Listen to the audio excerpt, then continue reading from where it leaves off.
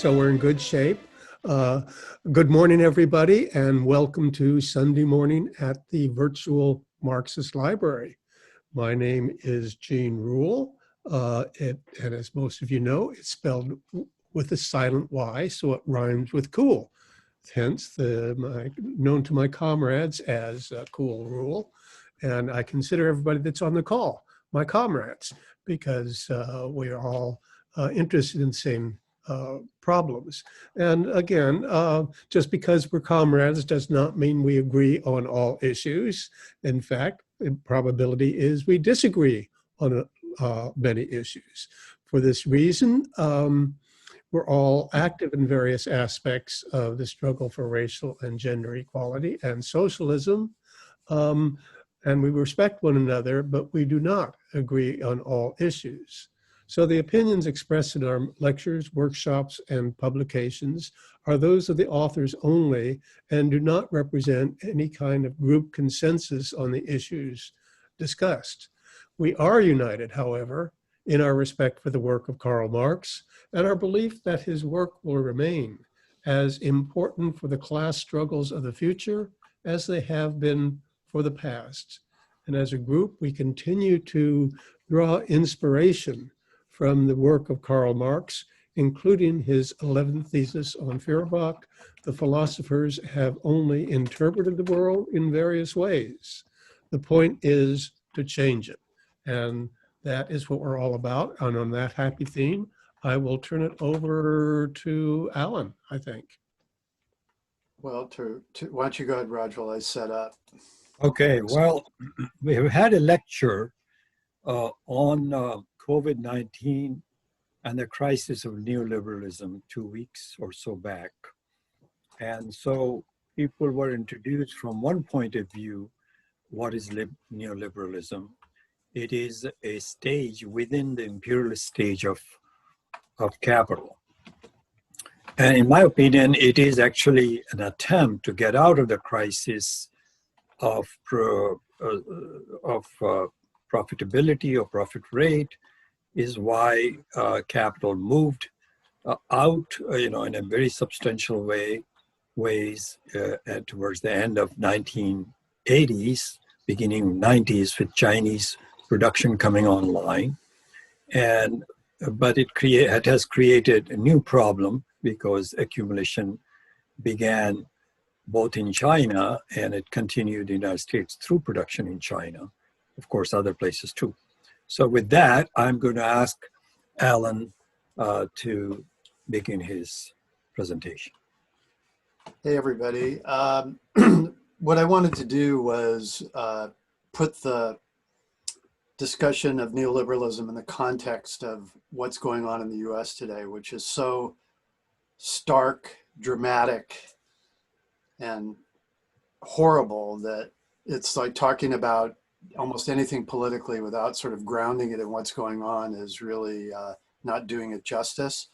So what I did was I pulled together some slides that a continuation of some of the things I talked about back in March when it was like a week or two into the crisis, to sort of bring us up to date on what's happening and the response, and we can analyze this and discuss it in the context of neoliberalism. So can everybody see my screen okay? Is it working fine, Mehmet? Yes. Yes. Okay, all right, so let me go ahead and get started. Whoops. Okay, so in the economic crisis, we have 50 million people filing job claims and rising by the week. Some of you may recall in my talk back in March, I put up the astonishing slide that there were 3 million job claims in the first week of the crisis, and that it had gone up to about 17 in 2 weeks. Well, now we're at 50 million plus jobs claims and rising. And you'll notice down here at the bottom that we're still getting about 1 million new people losing their jobs every week as we're going on here. So it's something that's increased vastly in scale and continues to increase. In fact, if you look at the official unemployment rate, which really undercounts unemployment, it's now up to 11%. It's been up as high as almost 15% in April. And there was a slight bump in June, but basically levels of unemployment not seen since the Great Recession and likely to not be seen since the Great Depression as we go. So this is a chart that traces the numbers of people who are officially unemployed up from 6 million a year ago up to 17 million, almost 3 times as much. And again, these are official unemployment statistics, way underestimate what's going on. I started putting together a slide on the layoffs that are taking place as we speak. And in fact, as I did this, I was absolutely astonished. I ran out of space. I found an article in Business Insider where they collected all of the press releases about companies that are have announced layoffs. I ran out of space on the slide. I could have continued for several slides. It turned out that when I went through the article and I printed it, there were 38 pages of announcements by large corporations of layoffs. And this is just the beginning. I was just able to get a few of them on here. You know, companies like American Airlines, J.C. Penney's already in trouble, closing 152 stores. Wells Fargo, cutting thousands out of their workforce. Chevron, IBM, Lyft, you name it, every sector, every field, massive layoffs going on right now and on and scheduled for the upcoming quarter. The hemorrhaging of job losses is absolutely astonishing in the corporate world. Boeing Corporation, etc. 38 pages of printout of paragraph summaries of job losses from companies. Absolutely astonishing. At the same time, we have a small business apocalypse, which is sweeping the country. This is an article from the New York Times, July 13th. A study estimated that 110,000 small businesses have already decided to shut down permanently between early March and early May, based on a survey taken during that time. This is a tremendous underestimate. I mean, it's through May, right? And this is something that has no sign of letting up. It can only increase. Businesses would have to stay up for as long as a year or two to make it through this pandemic. Some estimates range as high as 25% of all small businesses will close down as a result of the crisis. The economy is contracting. GDP is undergoing contractions, diminishing at rates that haven't been seen since the Great Depression. This is just quarter one. We have a 5% decrease in GDP. This is compared to the highest decrease in 2009 was 4%. 5% sounds like a smallish amount, but typically in recessions, you don't have, you have very small, less than 2% in a normal recession. And this represents 5% of a $20 trillion economy. This is really a massive contraction that's taking place. And really, we're at the beginning of it. While we have this economic crisis going on, we have a COVID crisis, a pandemic that's spiraling out of control. The US is now the world pandemic epicenter with almost 4 million confirmed cases and 140,000 deaths. We have thousands of new cases daily and rising. This is a New York Times graphic which shows the number of cases in the US increasing. It's a 7-day average, so it shows the trend. It's just increasing, increasing, and increasing. At the same time, we have a complete failure of the public health infrastructure in this country. Shortages of staff, hospital ICU beds. Several regions are at full capacity. This graphic caught my eye from a couple of weeks ago. 97% of ICU beds in Texas, at Texas Medical Center in Houston, are occupied. Places like Arizona and Florida, just massive hospital utilization. Even in California, cases are being transferred, in some cases, from the Central Valley up to the Bay Area, down to Southern California, because hospitals are unable to handle the load from the crisis. We have a failed testing and tracking system. Essentially, even in the mainstream press, the reporting is that basically we've given up on tracking. And testing is just what would you call it, a catastrophe of blunders. Even in Major League Baseball, some of you might have heard that they couldn't get the testing done quickly enough to be able to start the summer practice season. And at a time when Major League Baseball was taking hundreds and hundreds of tests were not available for people in California who were showing symptoms and needed immediate care. You've all heard about the shortages in basic medical supplies, such as cotton swabs and PPE. The healthcare system, public health infrastructure is failing to meet the challenges of this crisis. Millions of people are losing their health insurance during a pandemic. This is a story from The Guardian. Up to 43 million Americans could lose health insurance amid the pandemic, according to this report. This is actually an older story. I've heard estimates as much as 60 million people in total. This is on top of the 20 to 30 million people prior to the pandemic that didn't have health coverage. So all these people that are losing their jobs that we talked about earlier are losing their health insurance with their jobs. And we have just a massive coverage crisis in the face of an out of control pandemic.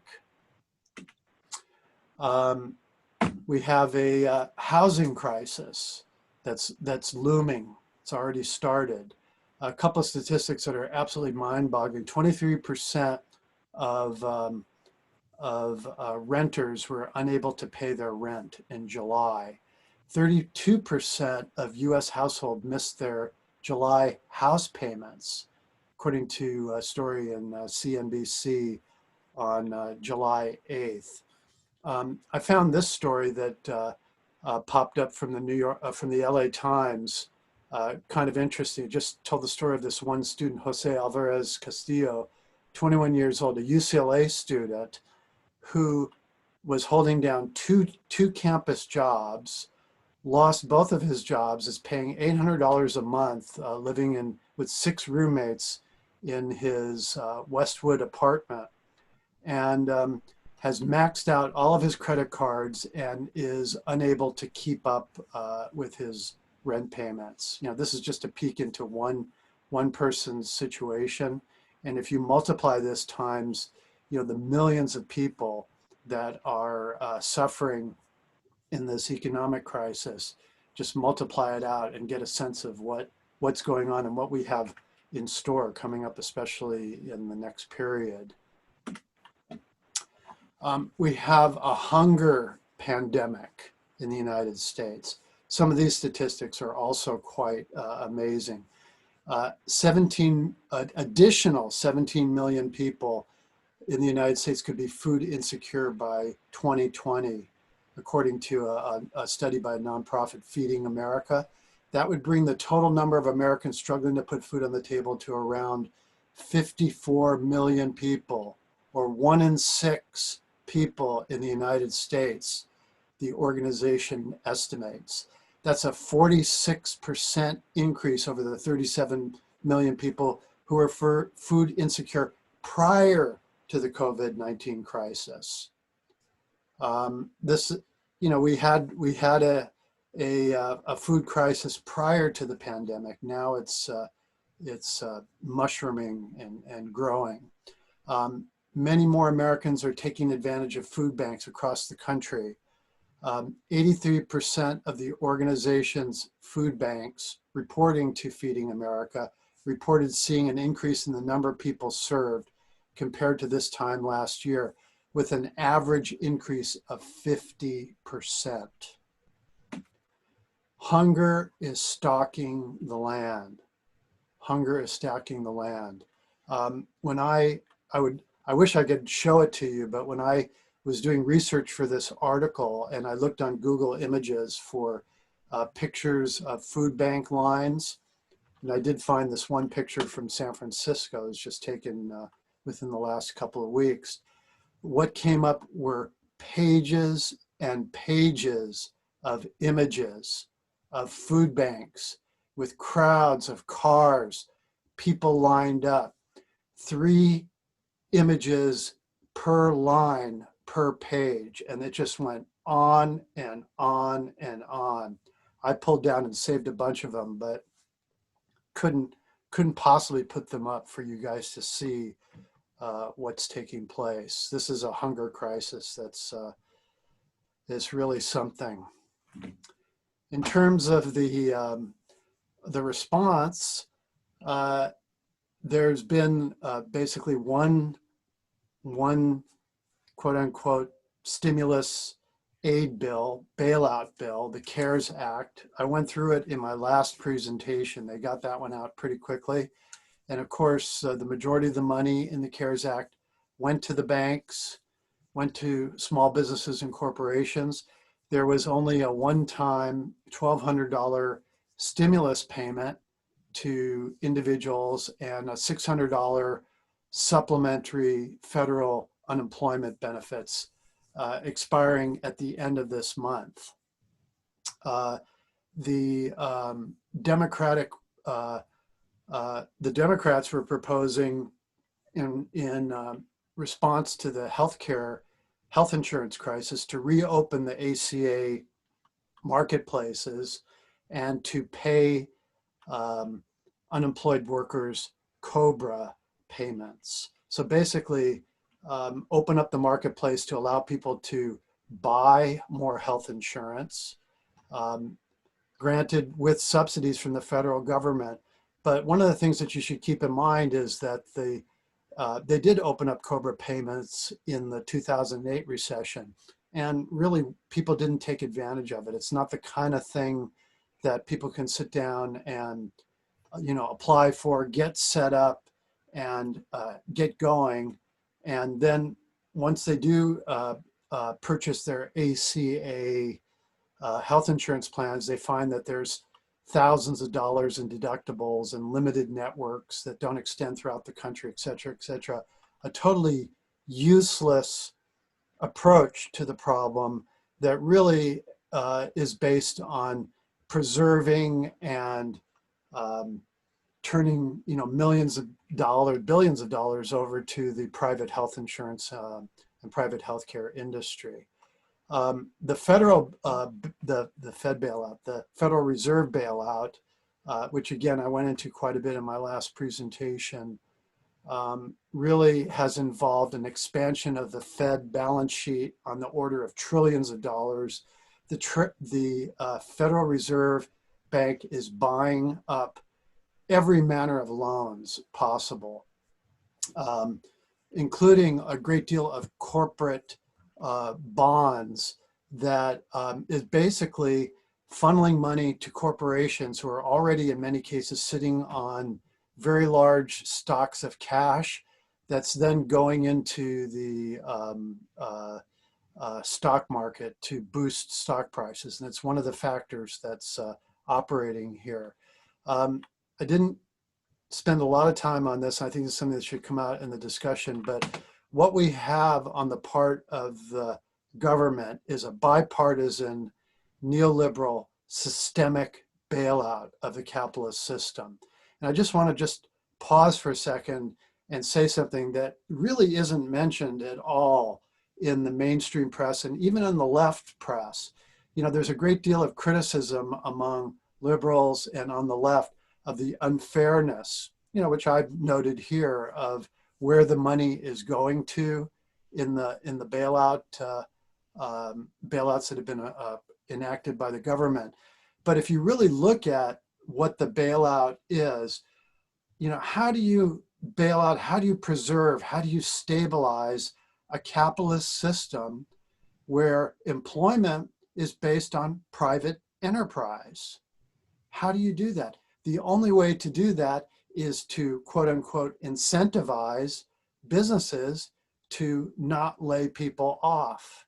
And when you have something going on like we have today, at the scale that we have going today, this is such an unworkable, unfair, quote unquote, solution to the problem, that basically it's an attempt to sort of keep the private enterprise system pumped up to keep people working, and it's not working, as we can see from all of the, you know, some of the statistics that I put up earlier. So it's not just that it's unfair that we've got to, you know, more money. You know, the Democrats in Congress are talking about how we have to get more money into the pockets of regular people. Well, that's true, you know, despite the fact they all voted for the CARES Act. But what we're really missing here is the scale of the problem and the nature of the problem, which is a systemic crisis, a crisis of profit-oriented private enterprise system of capitalism, which just cannot deal with something on this scale. The last thing that I want to mention is that the stock market just keeps rising as the corpses are piling up.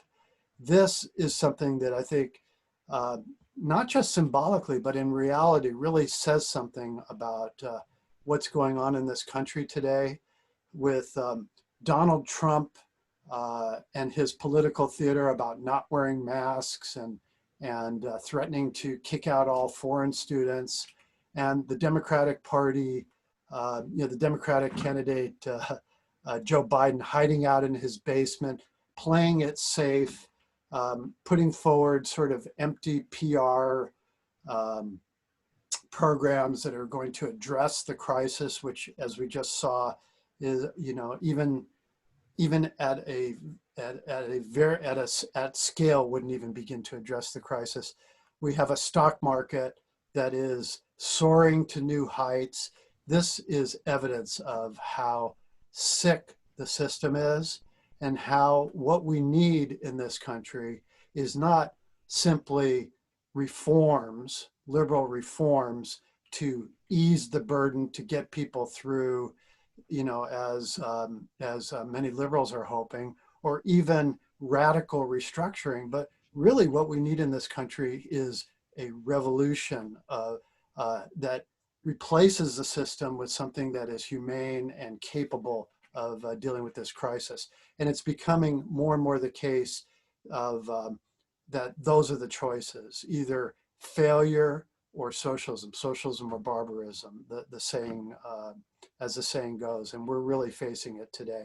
So I haven't even talked about so many different things about militarism, police repression, political repression against people. We just don't have time to get into it, but we can do it during the discussion. And that's it. Okay, so you actually took less than 25 minutes. Okay. So right on time. So we can go to discussion, and I think let's have people who want to say something raise hands at this point.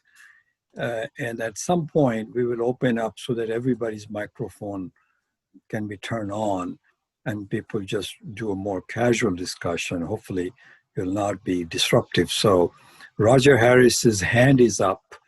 And so Roger, I'm going to lower your hand. Maybe you may want to say, we have 3 minutes, right, for each person. Oh yeah, yes. Thank you for reminding me. Yes, each person You have 3 minutes. And Mehmet, please, can you please time it? Yes, I will time it. Thank you. And so I'm going to lower your hand, and then you can unmute yourself, and then after that is Norma. Okay, well, thank you, Alan. That was a great presentation. It packed in a lot in a very short time. I'm just going to make a few random comments. You mentioned about small businesses crashing, and I'd point out that in usual economic downturns, small businesses actually increase because people become unemployed and they go into small business. They try to start up small businesses. But the crisis is so extreme right now, that's not an option. Another just sort of random comment is that when the US has a cold, the rest of the world gets pneumonia. And the crisis is much, much greater in the rest of the world, particularly in the global south. For instance, the UN Food Organization projects that hunger will double in the near future. And I think you mentioned this, but it's worth noting again, is that the crisis was not caused by COVID. That was just a trigger that the crisis actually started before, and the economic downturn started before COVID. And just another sort of random remark about, you mentioned about credit cards being maxed out. The average penalty rate on credit cards for people who have credit cards and use credit card debt is 30%, close to 30%. The Fed is now handing out money to corporations basically free at a rate of 0.1%. That means that the working people are paying interest rates 300 times what banksters pay. It's and what we're seeing, and I'll just conclude very quickly, is, but I think hope can address this further. What we're seeing is neoliberalism, but what did it replace? It replaced a mild form of social democracy called liberalism, which is now dead, it's bankrupt. And are there opportunities? I think there's a major opportunity to cut military spending. We have a paradox here that the United States is on a wartime footing, yet there is no military threat anywhere. No country would dare attack the United States. And even a 10% cut in the military, that $100 billion would make a tremendous difference if it went into social programs. So I'll stop there. Okay, Norma is next, and after Norma is Richard. Richard Wright, that is. The day was called something about neoliberalism, and I'm still soft on understanding it, what the word means. A body of idea doesn't clearly come to me. So I'd appreciate somebody picking that up and saying, well, this is neoliberalism. People could go on forever about describing it, but maybe we can get some succinct sentences about what, I mean, I've been hearing about it since I was with the 50 Years is Enough campaign 50 years ago. Well, no, it was about 25, 30 years ago. Food First was in that, a lot of really good organizations, and now it's subsided. But I still haven't come away with, I haven't seen applied often enough the clear explanation or discussion of what neoliberalism is. And you might like to talk about it, and I'd like to hear about it.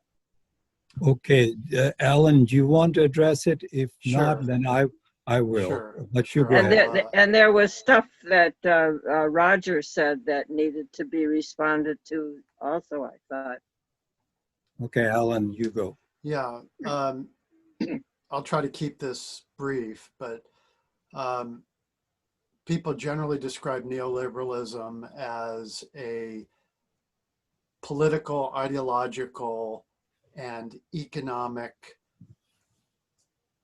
trend or body of thought that came to prominence in the late 70s and early 1980s in response to the crisis of essentially the 1970s, the crisis of the New Deal and Great Society programs. And this was something that was consciously put forward by the American ruling class. Justice Powell, before he was on the Supreme Court, wrote a memo saying, look, we've got to get this under control. And it was very much centered around the ideas of free market economics, privatization, balanced budgets, and austerity economics. That's originally what it was put forward as an alternative to kind of New Deal, Great Society liberalism. And so Reagan got into office and started to enact the program. Carter actually started also with deregulation, aggressiveness towards trade unions, free labor markets, focus on tax cuts and quote unquote deficit reduction. What ended up happening was that, in fact, in military spending increased all the while. Deficits increased during the 1980s to unprecedented levels. And really what the ruling class had in mind was to use neoliberalism as essentially an ideological battering ram to beat down the working class in this country. Many of you probably remember there was so much talk about, balanced budgets, but budget deficits out of control, et cetera, et cetera. At the same time, they were cutting taxes on, which has just been continuing from Reagan through Obama, Clinton, Bush, and now Trump. And so really, in many ways, the effect of this has been to put strain on government by blowing up deficits, decrying deficits, cutting taxes, basically attempting to starve government. Now, just one more thing, and I'll finish this up. The Democratic Party kind of has a different spin on this. This is what I think people find confusing. The Democratic Party has taken a slightly different tack on neoliberalism, where they essentially agree with this program of austerity and austerity economics and budget balancing and things like that. But they also have an activist program of government intervention in support of essentially capital accumulation, in support of big business. So while supporting and implementing tax cuts for business and decrying budget deficits, which, by the way, many of you probably don't know this, but Barack Obama, he stepped onto the national stage as part of the Brookings Institution Hamilton Project, the Hamilton Project, which has nothing to do with the play that's running on Broadway right now. This was a project of major players backed mostly by the Democratic Party, whose focus was budget balancing and austerity. Barack Obama is the great, the Democratic Party is the great budget balancing party.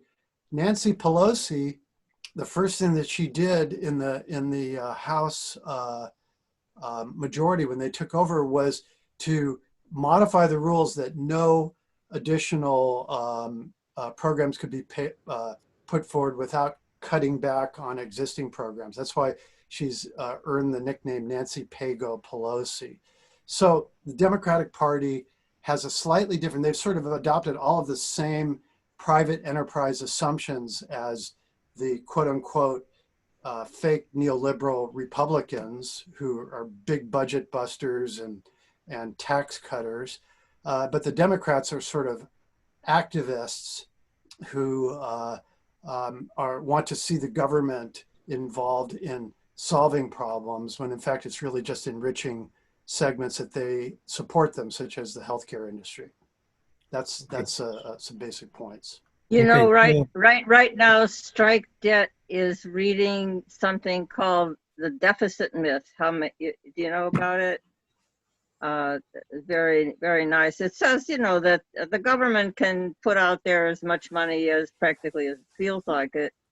And that's different. That's not indebtedness. That's the government putting out the money that it has access to, structures that it has access to contriving, so that it can give us all that money. If we were living in socialism, we'd be able to pay for everything that we need. Well, let me just make a quick comment on that. I think we need to do a session on modern monetary theory and sort of the program that, and I'm just going to say, we don't have time to get into it right now, but this does not represent a viable solution to the problem. It's true that we do have modern monetary theory on the part of the militarists and big business forces, Democrats and Republicans in Congress. And they're running wild deficits, and interest rates, as Roger mentioned, have collapsed. But the problem is not a monetary problem. It's a problem of social organization of production. Right. And the problem with that is that capital accumulation in the context of capitalism is the engine of the economy in a capitalist system.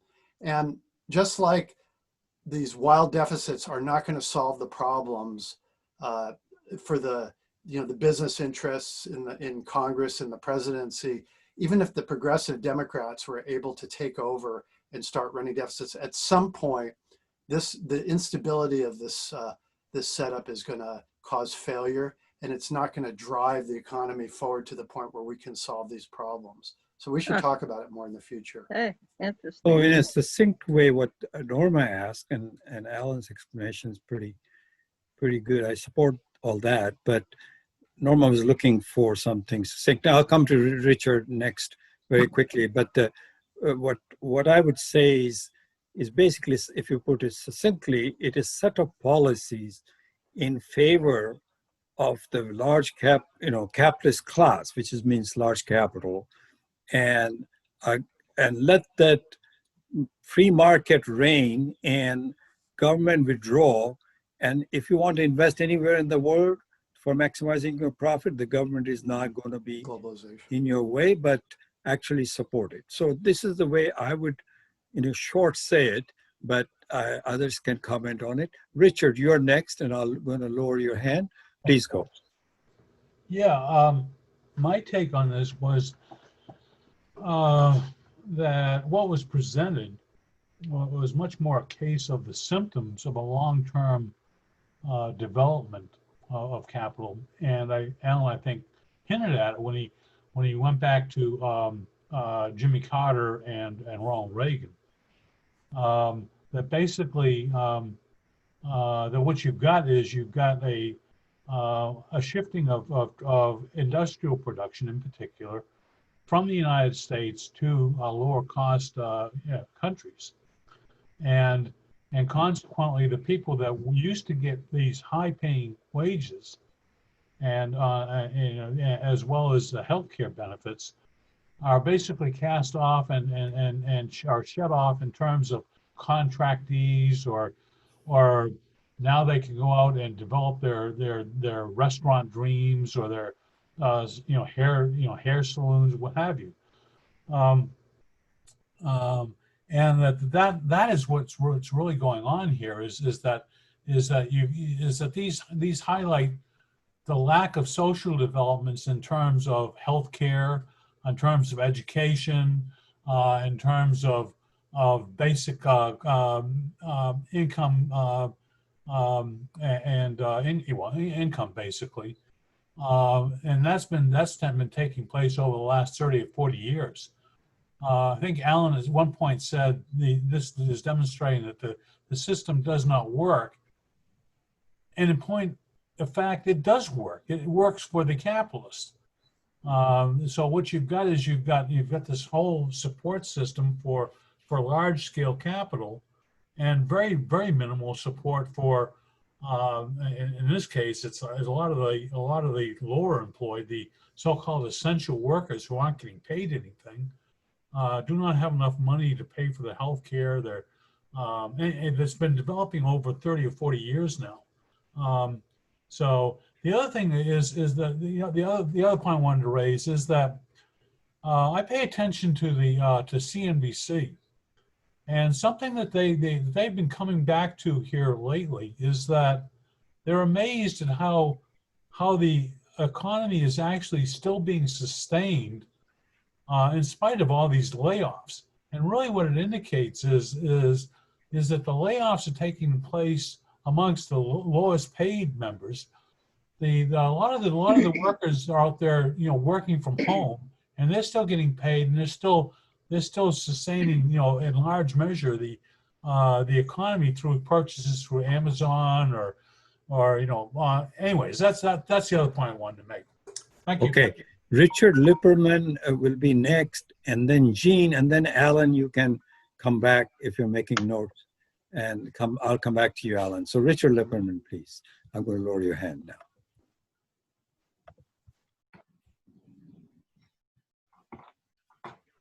Richard's Your muted. microphone Muted. is Okay, can you hear me now? Yeah. To piggyback off of what was just said, a friend of mine had a button which once said, "The system isn't broken, it's fixed." And, so along those lines. But anyway, I think the pandemic reveals a lot of variation among global capitalist systems, because revealing that in the United States, for example, we have probably the most pernicious form of capitalism. Certainly Germany, Australia, New Zealand, other countries that have kept COVID relatively under control, they're also capitalist countries. Right. So a good discussion might involve about what is the exact difference between this country and those that makes it so out of control here. Good point. So My other understanding is that with neoliberalism, and here's the funny thing, Trump is only a neoliberalist in certain ways. My understanding of neoliberalism would say that he's not a neoliberalist in terms of America first. That's not neoliberal doctrine. Neoliberal doctrine sees things on a world scale that wants the unfettered flow of money, goods, resources going across boundaries. And the only purpose of government is to militarily ensure that this happens, and to also work on creating international treaties that kind of uphold this kind of thing. So democratic movements within countries are really in a way verboten, because any rights going to workers or going down will interfere with maximizing the profit of the ruling class that does vastly profit from this international flow of goods and everything. So in that sense, Trump, as a somewhat of a protectionist, is not totally a neoliberalist. It's because he is in some other ways. The austerity program, stuff like that, the CARES Act, which benefited the wealthy, sure. But in many ways, he's anathema to some neoliberalists. So those were just some of my points. Thank you. So we'll go to Jean. I'm going to lower his hand, and Jean, you're on. Okay, am I on? Yes. Excellent, excellent. Well, thank you, everybody. Thank you, Allan, for coming through again at the last minute with some very insightful comments. What I'd like to do is, first of all, remind people again what I said last time, that, neoliberalism used to be called, on the one hand, Reaganomics, and it used to be called also voodoo economics. But again, I just repeat what Jesse Jackson said about neoliberalism. what it is. Basically, according to neoliberalism, rich people don't have enough money. According to neoliberalism, poor people got too much money. So that the point is you need to take from the poor and give to the rich, known as Robin the Hood. And so, and I think a number of people have commented this basic fact of neoliberalism, that it is a tool for extracting increasing amounts of surplus from the direct producers. And so I just want to stress that, and again, it's a weapon in the class war. A couple of things I wanted to comment. One is that, as you may or may not know, I'm really I've drawn very heavily in my work from the monthly review tradition, and particularly Paul Baran and Paul Sweezy, their, I think, very good book, Monopoly Capitalism, Monopoly Capital, which gets an overall framework, I think, for combining partly the work of Keynes and partly also the neoliberal ideas in terms of the way the economy is managed. A couple other points. It's really sad that we're in a huge crisis. It's a global crisis, and the best that we can hope for is that Biden be elected president, and that's a dismal situation I see. And I know Richard Wolff, not necessarily my favorite Marxist economist, but he does talk about the great coalition that was formed in the 1930s with labor unions, the Communist Party, the Socialist Party, as well as the Soviet Union coming together to combat the effect of the Great Repression. And he points out we don't have any of those elements now. We don't have a Communist Party, we don't have a Socialist Party, we don't have strong labor unions. And the last thing I just want to say on this is I came across something, I tried to find it, but it's a chart giving predictions, what's going to happen in terms of global economic growth after the pandemic. And every country in the world that they listed is expected to show a deficit, except for China. China is expected to grow by 5% at the end of, or the beginning of 2021, I think.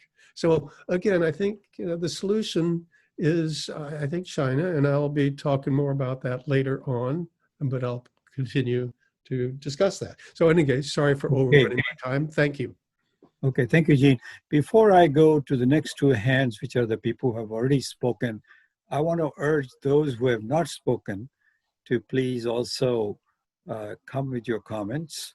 And then we'll go to Roger and then Norma, because their hands are up. But I want to ask if anybody else at this point who has not spoken want to offer their opinion or have any questions for Allan. And then what we'll do is we'll go to Roger, let Allan then kind of address these three speakers, then go to Norma. That would be my plan. And Mehmet, since you can't raise a hand, I want to ask you if you have some comments to make at this point also. Maybe later on. Maybe later on. So others, I'm just going to ask one more time. If nobody raises a hand or speaks up, let's go to, then I will go to Roger. And does Allan want to comment on the last two speakers? Either before or after you. Yeah. Maybe okay, let Allan comment, if that's okay. I'm sorry? Maybe let Allan comment, if that is okay. Sure. Let me just make a couple of comments about what people have said. I really, very good observations related to what Richard and Gene was saying about neoliberalism. It's interesting because many of us remember the early 80s, and the economy in the 70s was in crisis. There was like stagflation, right? Very high unemployment. And we also had inflation was raging. And so neoliberalism came up as sort of, well, this is the alternative. Well, I think the thing that people must keep very firmly in their minds is that neoliberalism is a phony ideology. It's a PR tack. It's something that even the neoliberals really don't believe, because as soon as Ronald Reagan came to power, they started cutting taxes. They started, it wasn't the kind of thing where austerity was in raising military spending. So it's really just a sledgehammer that's used ideologically to pound people down. It's a no, we can't approach to politics. And this is something that the Democratic Party carries forward to this day. Nancy Pelosi and Chuck Schumer are classic neoliberals in the sense of constantly talking about balancing budgets. Nancy Pelosi, when Peterson, the fellow Peterson died from the Peterson Institute, one of the leading neoliberal, right-wing neoliberal think tanks, she did the eulogy for him on the House floor, basically, extolling his virtues. So they just use it as a way to hammer people down. I don't think that they actually believe it. And if you have any sense of reality, we don't, the whole idea is that government spending would crowd private enterprise out of the marketplace, out of financial markets. Interest rates have collapsed. Deficits are beyond belief. There's a real disconnect here. It has nothing to do with anything. The other point I would make in terms of other countries, which I think Richard brought up a very good point, something like that really deserves a lot more attention. Something I think it's really a sign of the decline and the decrepitude of American capitalism, the political, economic, and cultural system in this country. The ruling class in this country is incapable of even, mounting a credible or any kind of solution to this crisis. They're paralyzed politically. We're caught in such a, we've had 40 years of this neoliberal ideology about individual freedom. In pure neoliberalism, Margaret Thatcher said, there is no society, there's only individuals. Well, that's people not wearing masks. That's people not accepting, anything related to environmental regulation, et cetera, et cetera. It's just an ideology. So that's part of it. We also have a financial system. The level of parasitism, the United States is sitting on top of this, dollar-based financial system that is just insane, as evidenced by the stock market and profits that are going. Goldman Sachs just announced massive profits in the last quarter through the pandemic. So we live in a decrepit, parasitic system, and these other countries are really much more able, capitalist countries, South Korea, Taiwan, you name it, whatever. They're at a much there's a much less level of degeneration going on there, and I think that explains a lot of why we're suffering so much. So Roger goes next, and then Norma. But after Roger, I just wanted to say something about what you're saying. Maybe I should say now, because Richard Wright had asked why there is this difference between decrepitude of the United States and relatively healthy Germany. They were both are capitalist and part of the imperialist system. Do you want to address that, Allan? Well, I think I did just a bit, and I think that would be a great a topic for more attention. But the thing is that we're much further along. The United States emerged from the war, et cetera. At the top of the system, financial system was built on the dollar. Germany, export-oriented economy, much. It's basically a question of uneven development in capitalism. What Lenin talked about in imperialism, that some countries are rising, other countries are falling. China, also, my opinion, capitalist country, is at the lower stage, starting from the lower stage of development, and has kind of weathered its through this process, has done relatively well. They've had growth rates of 12, 13% in the last 13 years. They're down now they were down to about 6%, now down. They're sort of experiencing some of the same problems. They're showing some of the same problems in terms of financial imbalances, speculative bubbles, and unemployment that we're seeing. So this is all part of the normal course of development in capitalism. The United States is much further along in this than other countries. So to that, I'll just make it quick, if Roger will allow me to, before I go to Roger, is that United States at the top of the apex, sitting as the controlling imperialist power, feels it must control the world. Therefore, its expenditure on military industrial complex is actually so huge. That's what degrading its capitalism so fast. And with that comment, maybe controversial comment, I will go to ask Roger for his thoughts now at this point. Sure. I want to throw out some ideas about how neoliberalism contrasts to liberalism. Both are, of course, capitalist systems, forms of capitalism. But neoliberalism is kind of capitalism with the gloves taken off, unfettered capitalism. And I think I agreed with what Allan described. Noam Chomsky described Richard Nixon as the last liberal president. That made Jimmy Carter the first neoliberal president.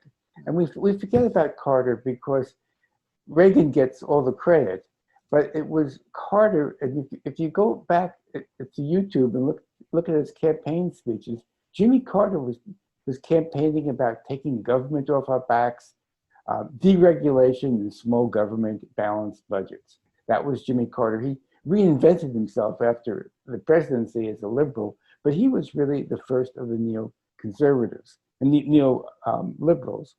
And when we think about government off our backs, we live in neoliberalism now. We have a surveillance state second to none. I mean, in fact, they are recording this broadcast as well as Mehmet, but for different purposes. So the government is not off our backs in the least under neoliberalism. They speak about small government, but of course the government is expanded. It's expanded in its coercive functions, the surveillance state, the military state, the police state. What it's called, what the neoliberal formula is to end the welfare state, that the government no longer governs for the welfare of the people, it governs for the welfare of the capitalist class. And that's another function that the neoliberal state takes on, which is it acts like the collective capitalist, so that the Fed steps in and takes on a role that the individual capitalists can't take on.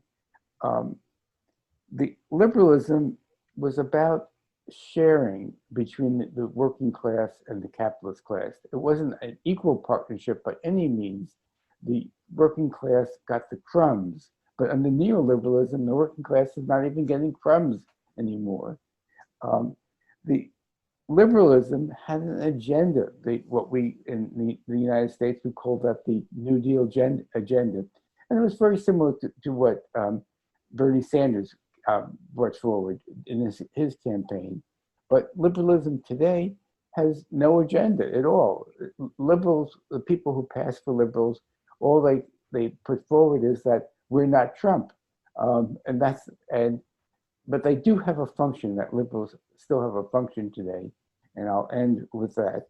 And that is that liberals there are still liberals around, but what they do is they attack the genuine left. They legitimize the neoliberal state and they attack the genuine left. Okay, at this point, what I would like to ask is Norma is next, but Norma, can you please hold? And Richard Lipperman is next after Norma. But this is a break time, 11:30. So Jean usually has some announcements. So let's pause for Jean's. Jean, are you ready to say your thing? In the middle of the program, you make some announcement for upcoming programs, and then the fundraising takes place at this point. Okay.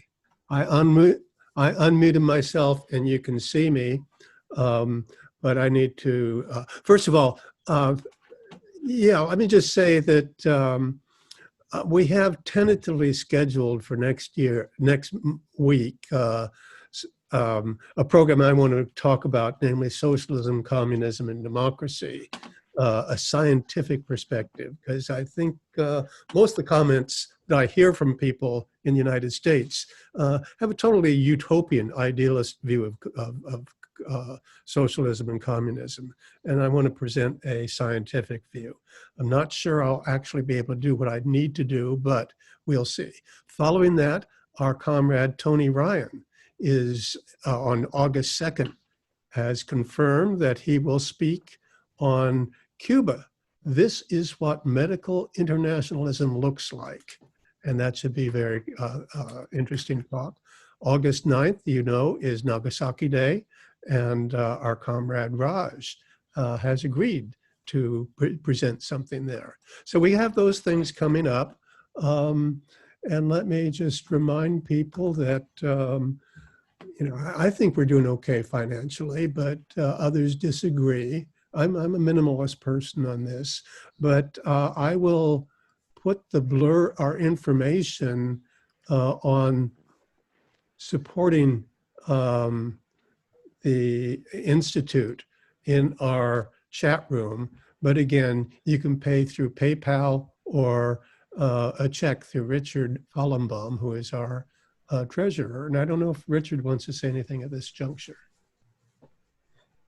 Is Richard there? I haven't seen him. I haven't heard from him. I think he may Yeah, have okay. So Gene, I just want to say that I'm not a minimalist. We need money. And so please donate generously, because we are paying to the library for the whole year. And Gene has paid from his pocket, and he's too shy to say something like, give us money, but we need money. So give us money, because we're continuing to operate as if we are in the library where we used to pay for our 3 hours, $75. So we're still in that stage. And one thing about the 9th, I'll be speaking, it'll be 75th anniversary of Nagasaki and Hiroshima bombing. And on 50th anniversary, I had written an article and on it about analyzing, not simply about the causes of Nagasaki and Hiroshima bombing, which I think are pretty well known to this group. I don't need to teach them anything, but how the United States, which did the bombing, how it was reacting on the 50th anniversary. So I will come with that, and I think that will be an interesting discussion, because you have to see how the institution and the people are reacting to what happened in this horrible case. So with that, I think we're into the second hour of our program, and Norma, thanks for waiting. You are next. Richard Wright, Richard would Lipperman. you do it? Hello? Sorry, yeah, go ahead, Norma. We can hear Richard, you. See. Yes, be quiet. Richard Wright, would you turn off your background? I am actually getting an unbalanced stomach, dizzy from looking at it. It's there all the time. It keeps, yeah. Hello, Richard Wright? Grub? Yeah. Can you turn off your background and just... I'm trying. Oh, thank you so much. The things I was talking about, yeah, it's necessary to emphasize, as has been said by several speakers, that the liberal part of neoliberal or liberal or whatever has been in order to keep us down, more of the language of oppression, suppression. It's good to say it over and over. It's liberal for the owners. They've been very benefited by the liberal policies that they have managed to install. And as Richard Lipperman said, the system is not broke, it's fixed, and it's not fixed for us. So I'm waiting until we don't have any more tomatoes or onions or, you know, the stuff that the people have become unable to produce, that is, the workers in the fields are not able to perform as they have in their enslaved relationship to the few dollars that they're able to extract from our system that we live in. The thing I was reminded of when I was wondering about what neoliberalism is and why I couldn't remember it until you started enumerating all the elements of neoliberalism, which I tried to write down all of, is the loans. The World Bank and IMF, what was it, in 55 or something, 1955, decided to make all these loans to help all these countries. I think, what was it, the Marshall Plan and stuff like that. But to places that couldn't pay the stuff back, but was given directly almost to dictators throughout the world. The loans that the IMF went into readjust, what did they call those? Structural readjustment programs, because the places to which loans were made were so outlandish and so absolutely not used to build up the places that had been given the money, to the point where they have been gone under because of the loans that they've had going on. I'm trying to find out whether it is possible to. Time. Can I go on just a little bit more, please? Sure.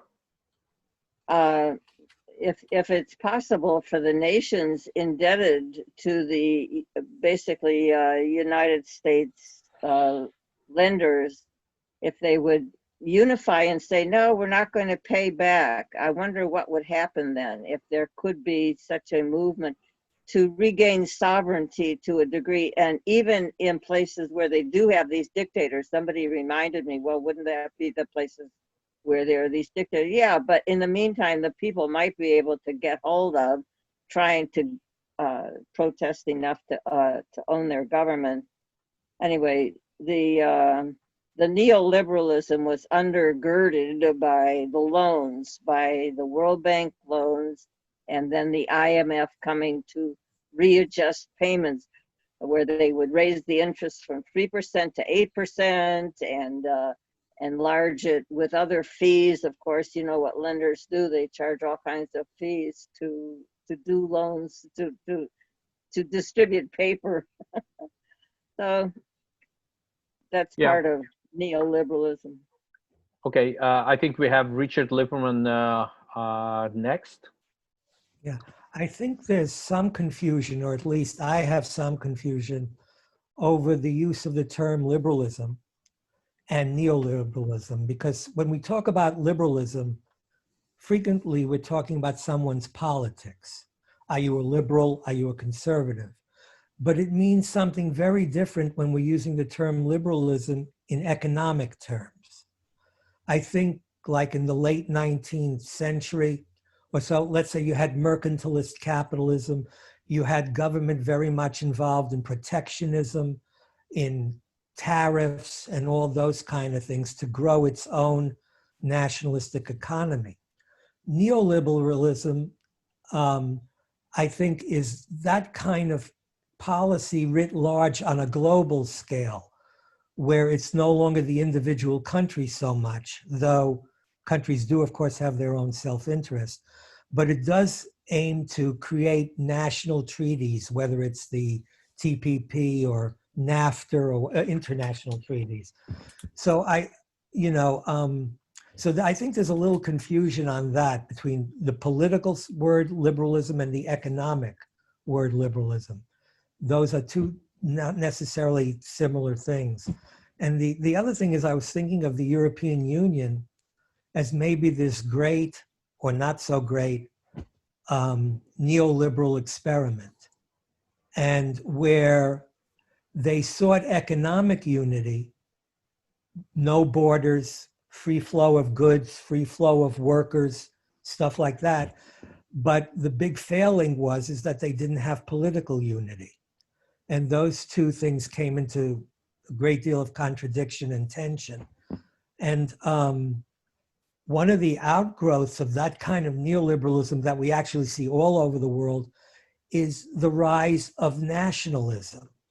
People hunkering down to say, wait a minute, we do have borders. We don't want the free flow of everything. We're definitely being hurt by austerity and those kind of things. And that kind of nationalism is taking a very right-wing turn in most places. So these are just some random thoughts on some of the differences and where neoliberalism has tried and has probably failed. Okay, that's it. Okay, so co-host, Mehmet is co-host or host. Mehmet hasn't spoken, so Mehmet, you go please.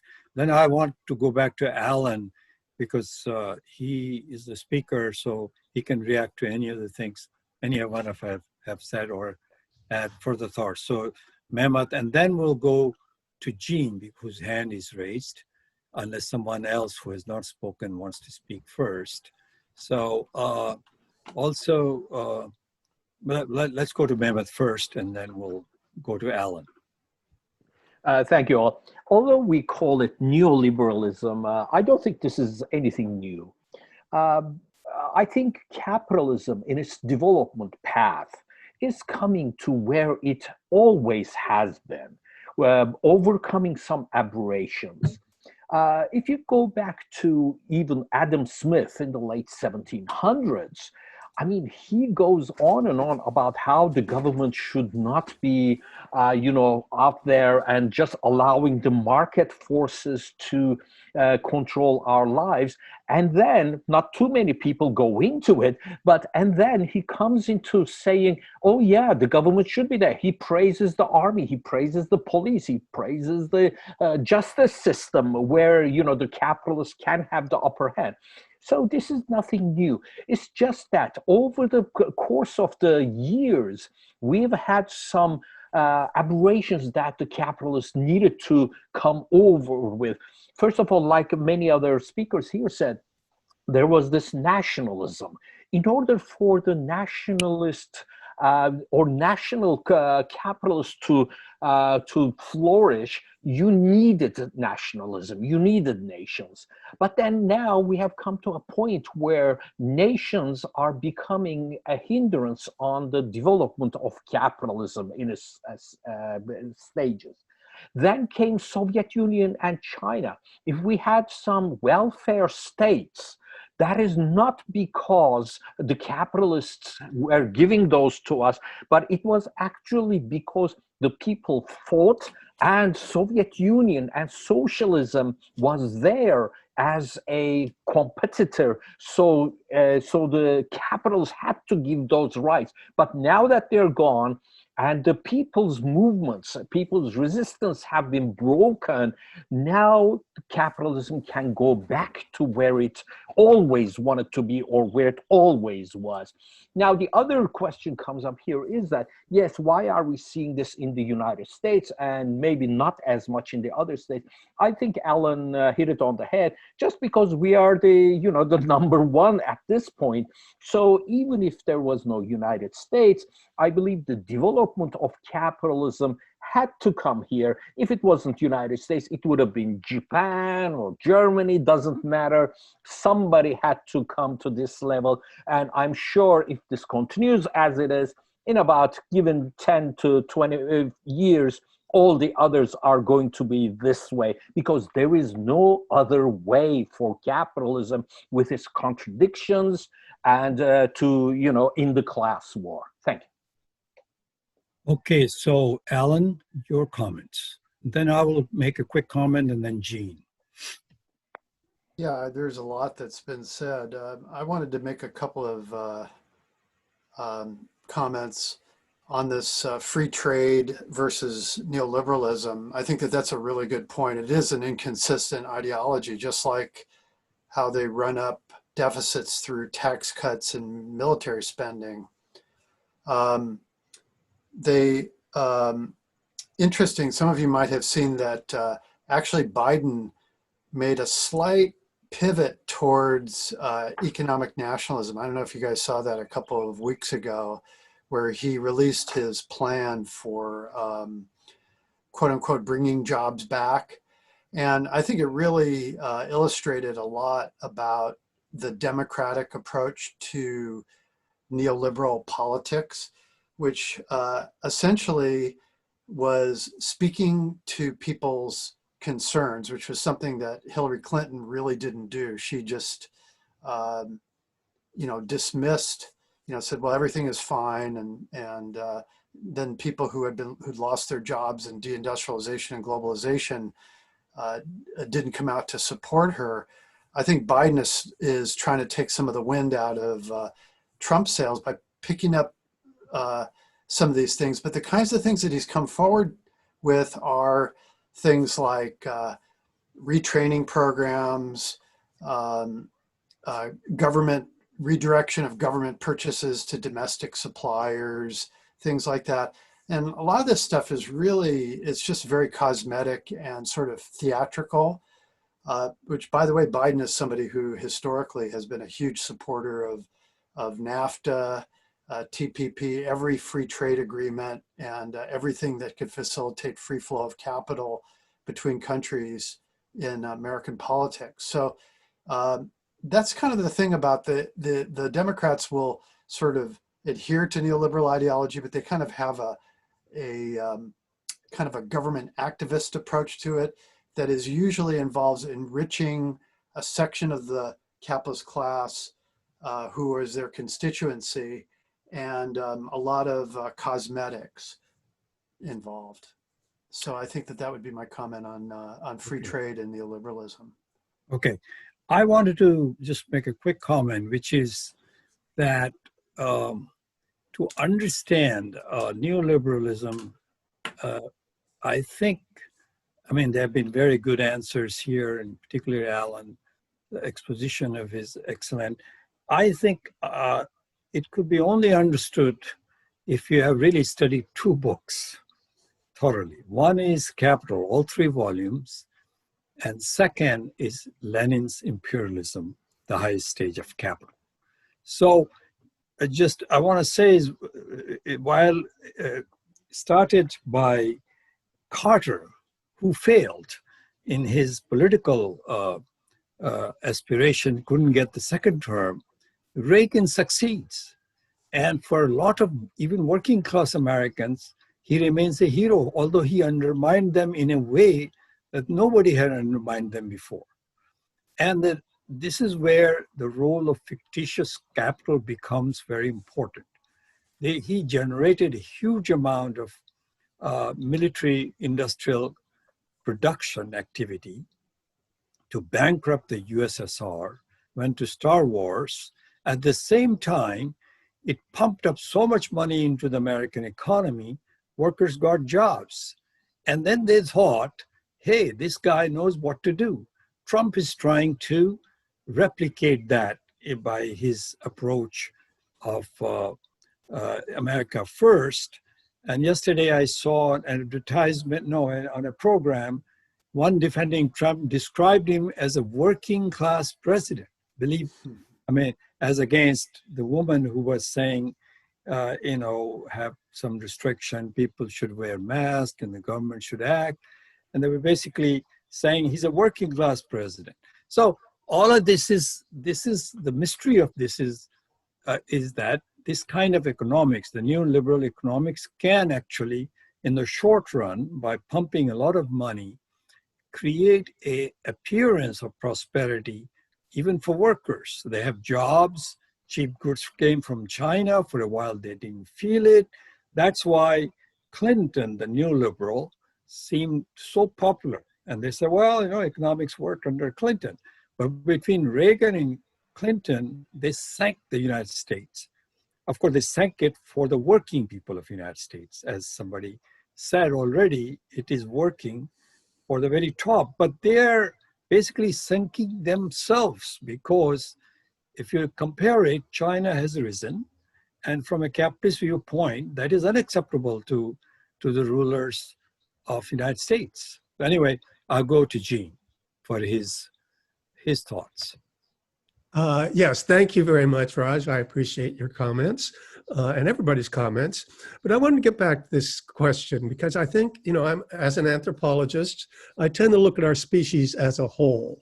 And I think most of this discussion about socialism and other things, we focus on the United States, not the global economic system. And again, on this issue of socialism, which has been raised a number of times here, I think people have a very utopian view of socialism because they think it exists in their heads. And what they think is socialism has to conform to that. But they have never said, well, what do the Chinese say about themselves? And if you look at the Constitution of the People's Republic, you'll see that they say, China is a socialist state under the democratic dictatorship of all the people led by the workers and peasants, which is in essence the dictatorship of the proletariat. So they put socialism and the dictatorship of the proletariat together, which is the same thing the Soviet Union did in 1918 and 24 in their constitutions. Going forward,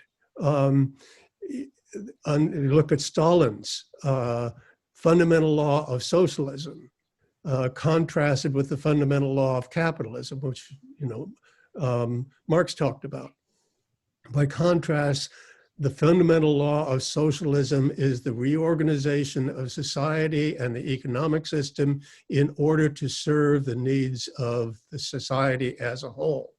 And if you look at New York Times statistics that they agree, World Bank statistics, you'll see that the Chinese people have quadrupled their income over the last 40 years, which is astounding. Even the lowest 10% of Chinese workers have doubled their income. So I think it's, we have to say, well, if socialism is for the people, that's the case in China. And it's true that there are many rich capitalists in China, and that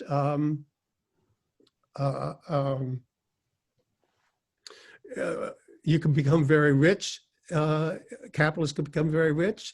They can join the Communist Party, and they can become part of the upper class, but they will never become part of the ruling class of China because that is monopolized by the Communist Party of China, just like the Communist Party of the Soviet Union ran the Soviet Union for the benefit of the workers. So I just want to stress the people, if you're going to talk about socialism, let's use the proper scientific terms and understand what socialism is all about.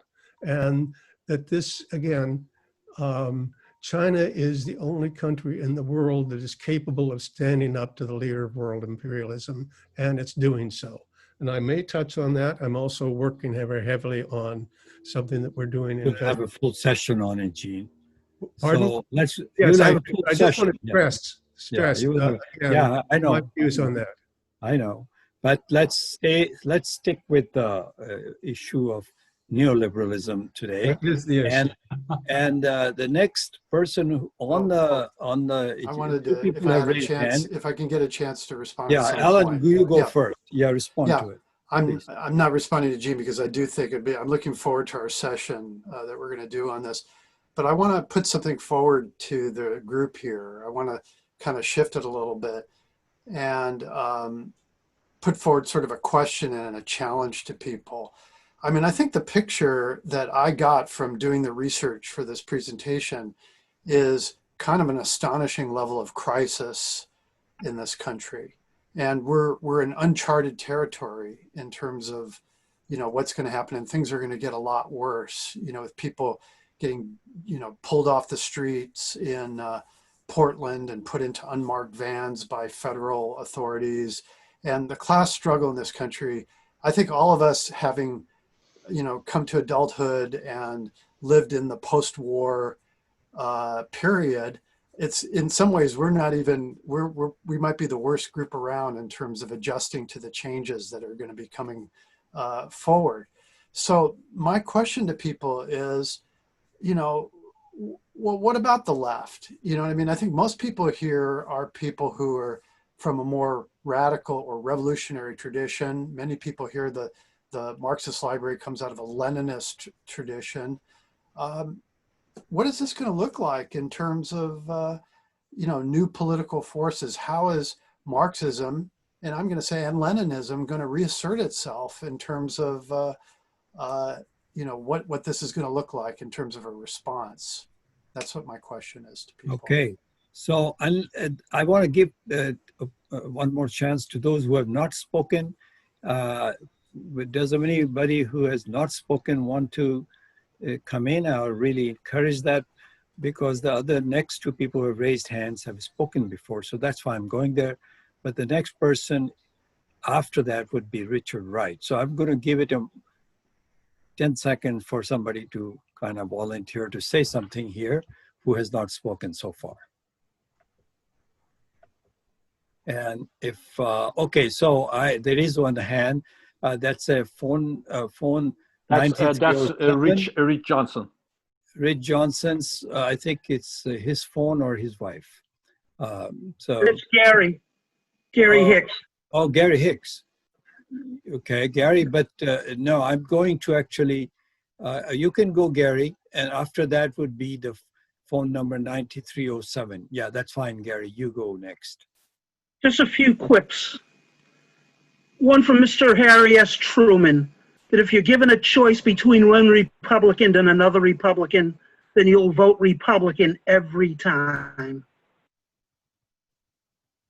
And then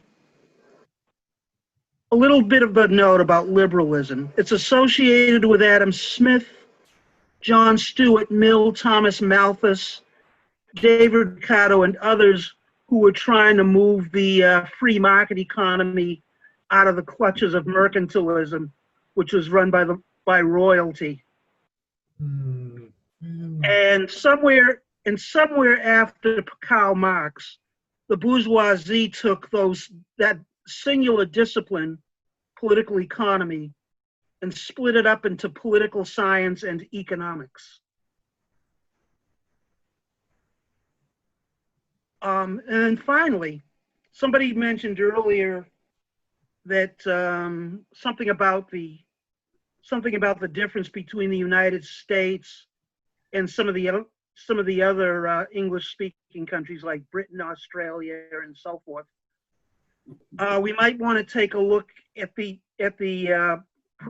fact that all of these places were settler states that became capitalist states, but that most of them, with the exception of the United States, were under the thumb of the British social order.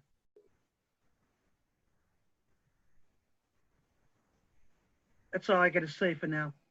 Okay, so I'm going to go here to telephone number that ends with 9307, which I think is either Rich or his spouse.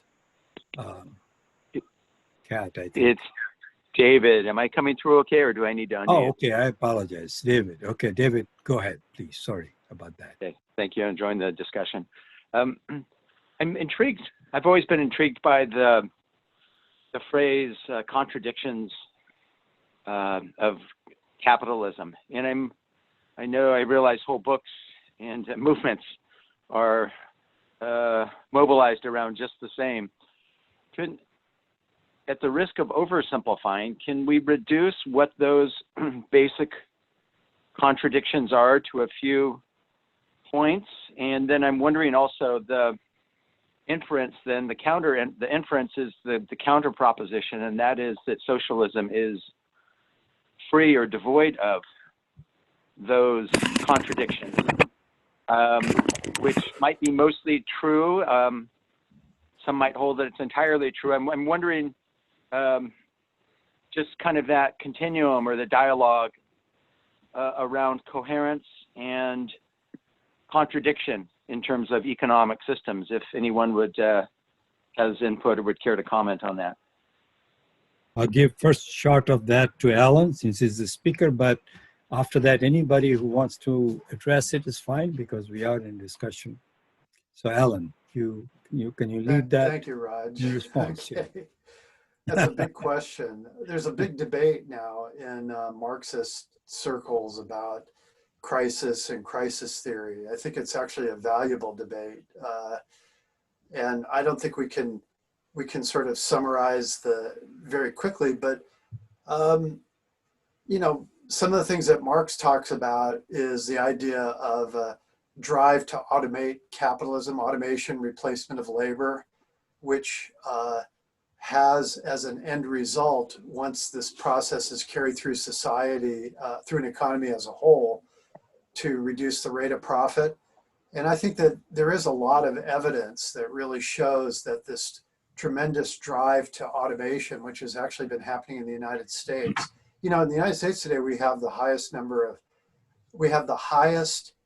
manufacturing output in the history of the United States. I don't know if people realize that, but the actual statistics in terms of dollar amounts measured in dollars, more manufacturing output than ever. But we also have historically low numbers of people producing that output. And that really says something about profitability. A lot of statistics about profitability in the 1970s, late 1970s, being a big part of the crisis. So I think I would encourage people to look into the issue. And I think we could do a session at some point on crisis theory and what's going on in the US. So that would be my short answer. And I would, like Raj, I would encourage people to go back and look at Capital and look at Lenin's writings. You know, mainstream economics is very much centered, even among neoliberals, in Keynesian economics these days. I mean, if you do read the business press and listen to the business-oriented media, everybody's just talking, what's the problem here? Well, do we have enough consumer demand? Is there spending, et cetera, et cetera? And I think that Marxism offers a very different perspective, which is a perspective of capital accumulation being the engine of the economy. Not to say that things like spending, isn't a factor, but very big difference, I think, between Keynesian and Marxist economics. Okay, at this point, I'll go to Richard Wright. He's patiently waiting. After that, Norma. So Richard, please go, and then we'll have somebody else comment. It is a very interesting question raised. So I will also have something to say on contradictions. But Richard, please go ahead. I'm glad to finally hear Keynes raised. I've been patiently waiting to hear his name. My comment had to do with something Allan said a ways back, and in particular about the Trans-Pacific Partnership and all these trade union the trade agreements that they go back to the find their impetus back in the late 60s with the free trade zones, and so much, it goes back to there. But what's forgotten in these things is that, that in economics, the equilibrating factor of capital flow is labor. That is to say that while we agree to unfettered capital flows between countries, between say the United States and Mexico, we don't allow that free trade flow of people. So you have capital flowing into Mexico. We do not have the workers coming from Mexico back into this country. And so what you've got is basically disequilibrium, as far as, conventional Keynesian theory goes. And that's all I wanted to remind people is that there's a balance there that is in fact not being balanced. Thanks.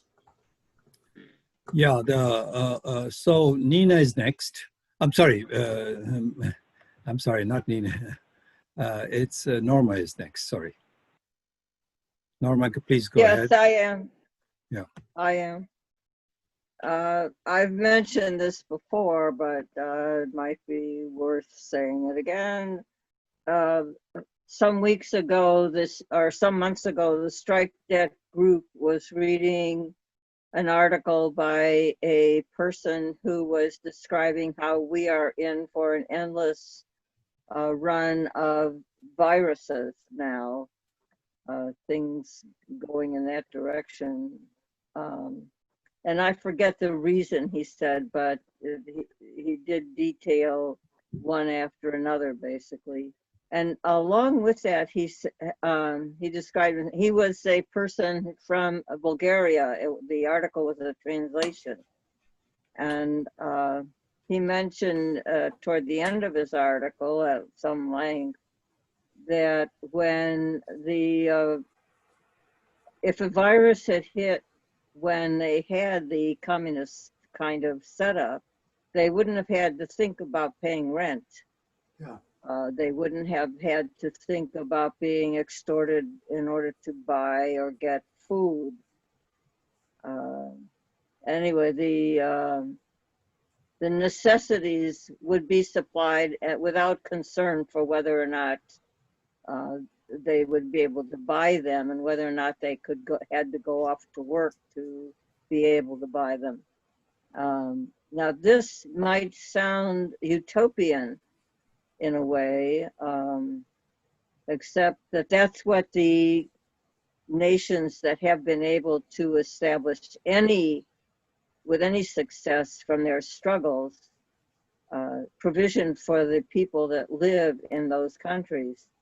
Of course, China, as Jean mentions and goes on, not enough about because it's enjoyable. But the Soviet Union did that. In fact, the Soviet Union was reputed for not having crime. That is the usual crime that's caused by deprivation, including sexual assault. So it's kind of an interesting thing to think about, that getting to have just to liberate people within a very short time, because by the time that people obtain the kind of social structure that by which they can maintain themselves and each other, they have transitioned through a great deal of the ridiculous, horrible ideas we've been forced to put upon ourselves. For one of them is, if you want to be educated, you have to go through school. I still want to do that at the as a presentation here. Has anybody ever looked at my book online? I've put it out here a few times. Time.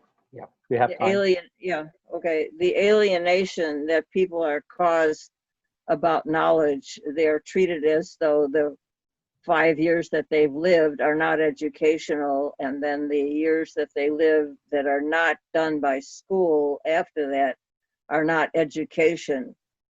A tremendous insult to us. Okay.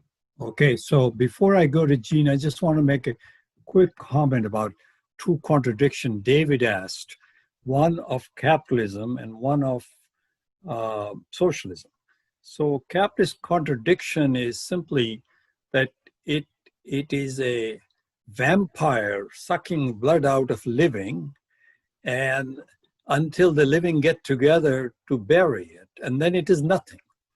And so Allan pointed out correctly that the more mechanization is there in the United States, it's the biggest industrial producer in the world. Many people don't think that it is. It is the biggest industrial production, but the number of people employed is very few because it sucks out of productions in a small scale and from other parts of the world like China. That's where its profits come from, and very concentrated.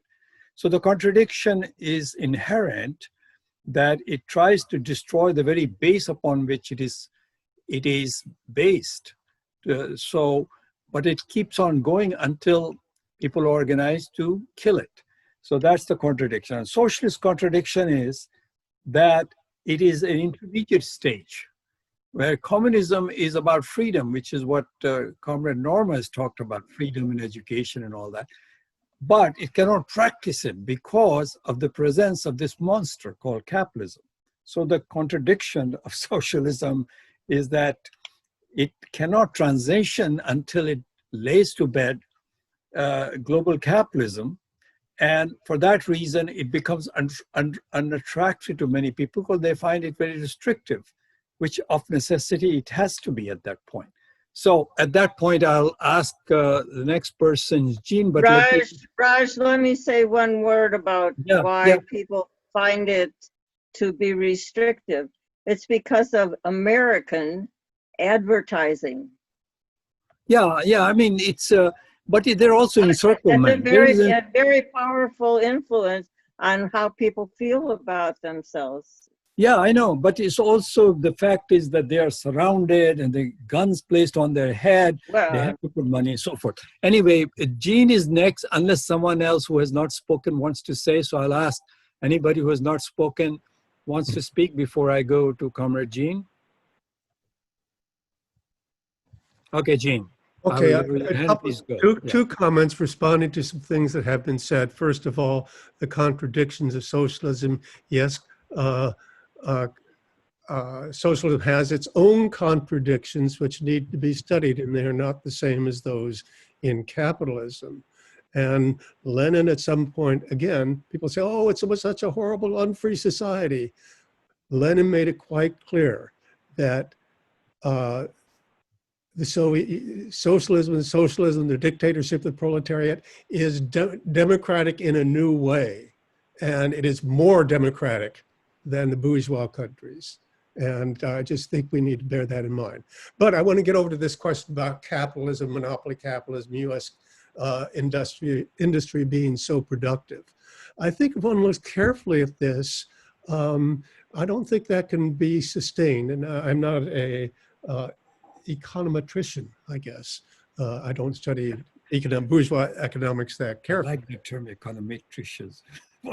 Well, you know, one has to be creative. But I'll just say, he's an anthropologist. There is some interesting work done by, I think, John Smith and Zach Cope and some other people that talk about the difference between surplus produced and surplus realized. And they point out, for example, an Apple iPhone. If you look at where the production is, it all appears in the books as being produced in the United States. But that what it in fact does is the value that is produced in China, in Africa, the mines and other places is all undersold. And so when you look at the statistics, it looks like they're not very productive because all their surplus that they're producing is being sucked out of them. And according to the accounting system, it shows up as being produced in the United States. So I think that's something very important to bear in mind, that there's a difference between who produces the surplus, who produces the value, and who realizes that value. And I can give some, I think John Smith, I think Zach Cope and other people have written on this. I tried to find their sources, but I don't. If somebody would email me, I'll provide that. Yes. Okay, thank you, Jean. So I know Norma wants to speak again, but let's do one thing, Mehmet, let's try the next. We have another 12 minutes, so let's remove restrictions on the, let's everybody be open to say anytime, jump in. Let's try that, see how that goes. Okay, so no time limits? Before that, somebody who has not spoken is Richard Johnson's phone is calling, so he's next. So Raj, you are saying no time limit, right? Yeah, right now let's try free flow. Yeah, self-discipline. Okay. And people self-discipline and then jump in and see how casual conversation goes now. So, but Richard Johnson is next. Thank you. So once again, really, really good program. Thank you very much, Allan, and everyone that's contributed. I remember when Norma, about 15 minutes ago, or whatever, asked for a kind of a definition of a more clear or specific definition of neoliberalism and even liberalism, I think. Both those have come up now. And I really looked forward to this session today because I think both of those terms, especially for myself, because I'm responsible for myself trying to understand these things, but I think many people hear those words and don't even hear or get confronted or are able to hear what we heard today, which I think was a good start. What I'm concerned about is, it reminds me of when I go to hear jazz live, somewhere in town, and, really good jazz is live, and once it's played, if you were there and you experienced it, you remember, you'll never forget it, maybe. But, anybody that wasn't there, especially if it wasn't recorded, but live is different, then it's gone in the wind. It's gone, and you try to copy it with recordings. So what I'm saying is we will have a recording of this. It'll be available quite soon as usual, if it's like usual. And what I'm saying is that now that I've heard 2 or 3, 4 or 5 people speak to these questions of definitions and the concepts that go with neoliberal, the history, all that. Thank you, Gary. And liberalism also, not just neoliberalism. I'd like to have that somewhere where I can, other than just going back and listening to this session, which I will for this purpose.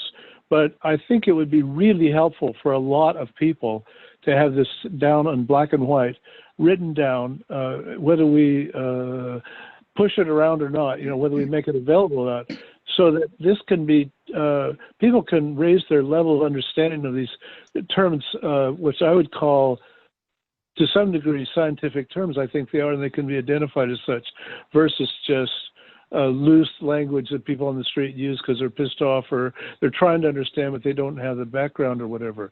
I would really appreciate seeing this written down. 1, 2, 3, 4, 5, 6 things that make neoliberals liberal.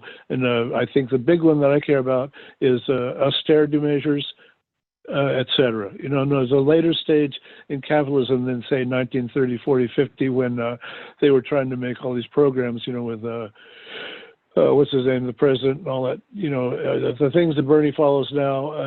Anyway, that's my point. That's my question, my request. Thank you. And, whatever. Thank you, Rich. Michael K. in Oakland should go next because he has not spoken.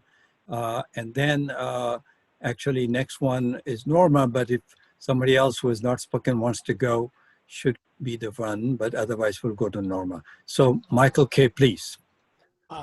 Thank you, Raj, and thank you, everybody, for a very stimulating discussion. I just wanted to talk about the concept of the government spending money and causing inflation, and that's why we can't have money going to schools and hospitals and people's needs, which is the argument that the ruling class constantly makes. They don't, surprisingly, make that argument when it comes to spending money on the military. And that's the distinction between Gene's dictatorship of the proletariat versus dictatorship of the bourgeoisie. And I appreciate Gene's comments on that.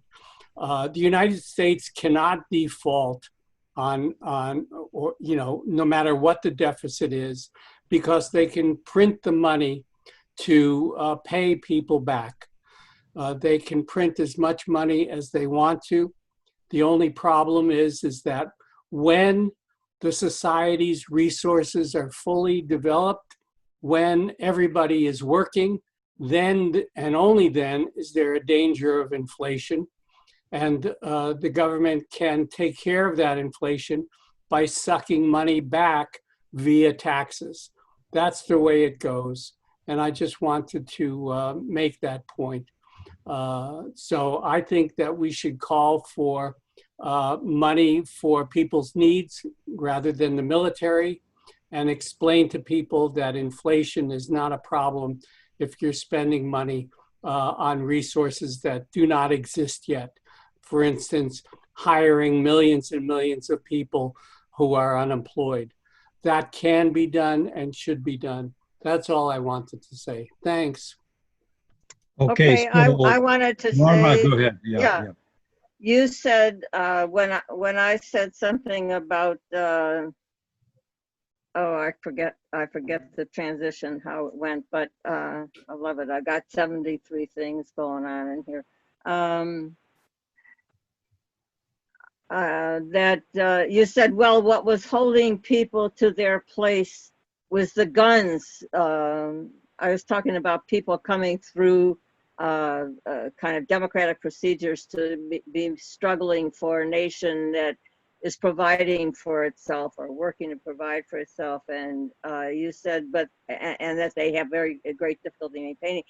And you said, well, they're surrounded by the guns and the aggression of the great United States. And yeah, the idea is to suck those people away from sticking to that. And according, as Michael was saying, and as communist struggle says, let the people eat, everybody. And that will not be going on. People will not be going to the military or even not be going to the police to maintain an oppressive system. And of course that gets educated out of people if we have enough control. There was something else, but I forgot to write it down. Okay, Allan, do you want to respond to any of that? These Just comments a couple of really quick points, I guess, in summary. Norma mentioned an article, and I unfortunately I wasn't unable to pick it up. I know what article she was referring to, by a Bulgarian postdoctoral researcher at Stanford, and it's an outstanding article. I think it's the best article I've read about the crisis. And he does make the point about that Norma made, that it was no big deal. They actually had a pandemic crisis in Bulgaria under a socialist system, and it was very easy to just make adjustments. People stopped paying rent, food delivery could be organized, et cetera, et cetera.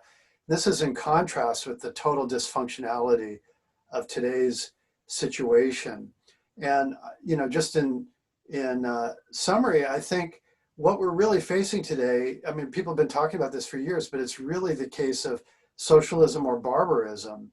And unless we have a situation where the government or the people can step up through government to be able to meet the challenges of this crisis, it's just going to be horrible, both in terms of public health and livelihood and so forth. And boy, we're really in for it, as far as I can see, in the upcoming period. I think Norma wants to. Yeah, just one thing. Yeah. The thing I forgot is, as I said, Strike Debt is reading The Deficit Myth. I think that it has been kind of misrepresented in some ways, but further input, such as what Michael was saying, that the government can pay off as much as it wants to, which is what the point is about what the Deficit Myth book is about. The concern about inflation is so far off, given what the government can do and needs to do in order for us to provide for us all. Anyway, we're reading it, and I think that the next session is, well, anyway, it's in the middle of August, like the 11th or something like that. And if you want to participate in it, I can send you the connection to opt in if you want to. Just put it on in this chat room. It's not going to work because the chat disappeared here. It's the 15th of August, and we meet at 4:30 in the afternoon, and we send out connections to it. And something happened. It's not going to work to put it in chat. Chat, fades when the screen that we're looking at fades. When this screen closes out. Can I make a comment? Yeah, go ahead. I just want to make a comment about inflation and government spending.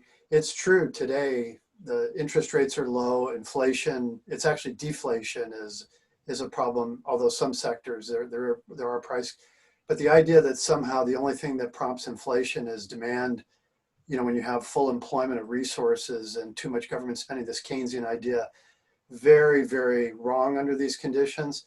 I think that what could happen very easily, you know, historically there have been periods of stagnation and inflation from Weimar Germany up until the 1970s in the United States. And what we're really being set up for today is a problem where there are trillions of dollars being pumped into the monetary system.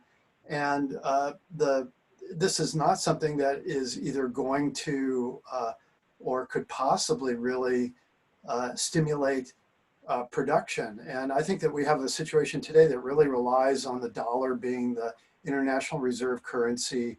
And as long as people are Chinese, Japanese are willing to buy treasury bonds, we can sustain the situation. But just like countries like Greece and the southern countries in the EU, it's not the case. And I think that we could really see the emergence of inflation in this period because the supply engine in the economy, capital accumulation, is stalled and in difficulty.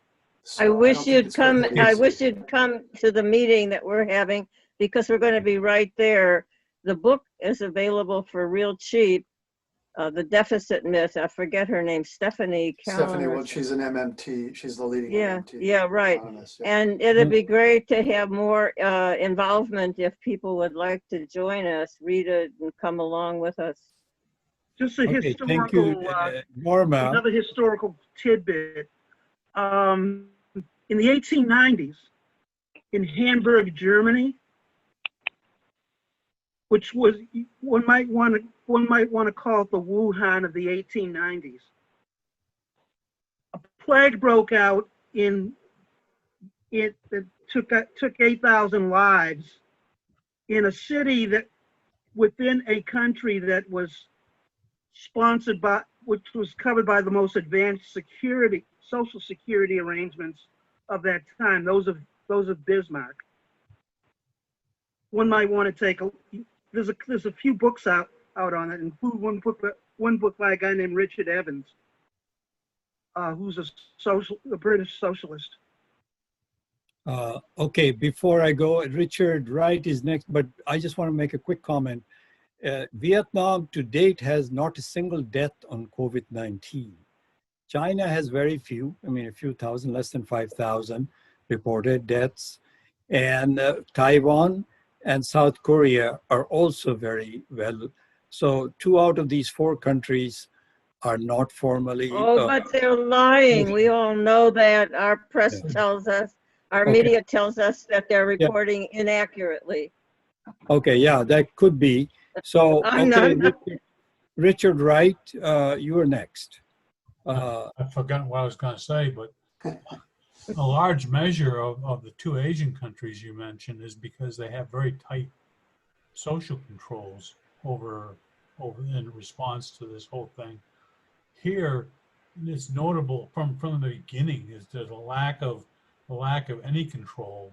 You know, so I'm not so sure that it's a capitalist versus non-capitalist or you know wherever along that spectrum you want to. I didn't say that. Actually, I was saying. No, I wasn't accusing you of saying that, but I was just saying that here it's in large measure a political response or a lack of response, and also a way of pointing fingers. The Trump administration in particular is very good at pointing fingers down, and so they could have stemmed a lot of this had they taken early measures.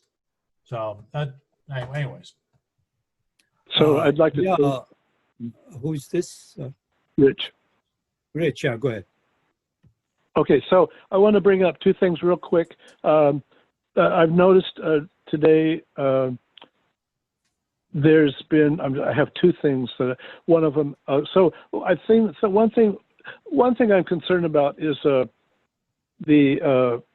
just call it the perfect storm, the principle of the perfect storm. And what I mean by that, the economic problems that we are aware of, that we know were accumulating and mounting before the COVID-19 started.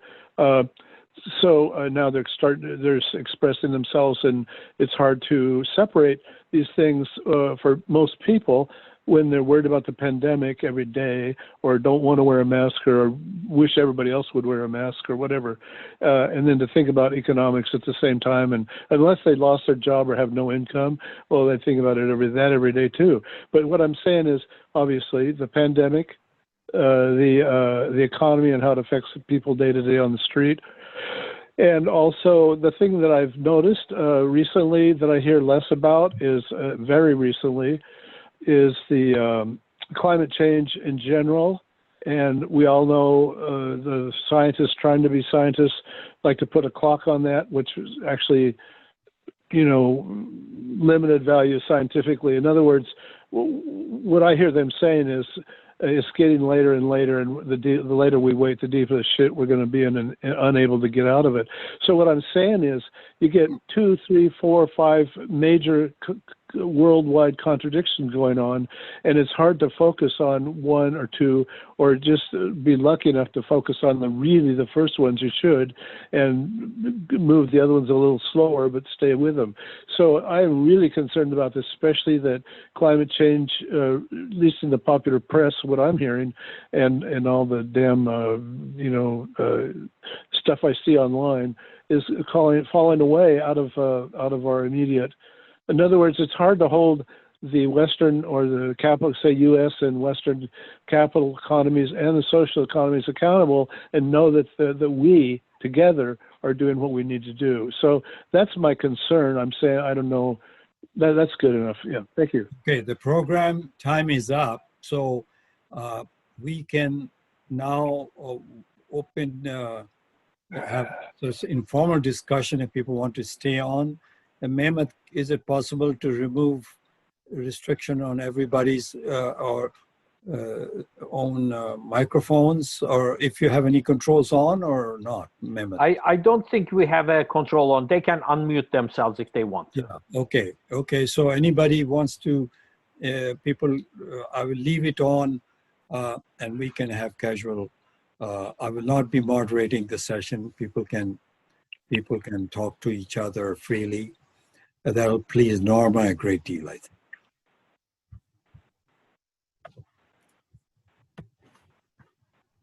God, we got silence. That's unusual. Freedom to speak results in silence. Okay. Escape from Freedom was one of the books that Marxist psychiatrist wrote. Gary, I think, wants to speak. Huh? No. Oh, okay. Okay, I want to say something. What I think is one of the disadvantages of the United States, it sold the idea of, if you describe American ideology in one word, it'll be called freedom, in my opinion.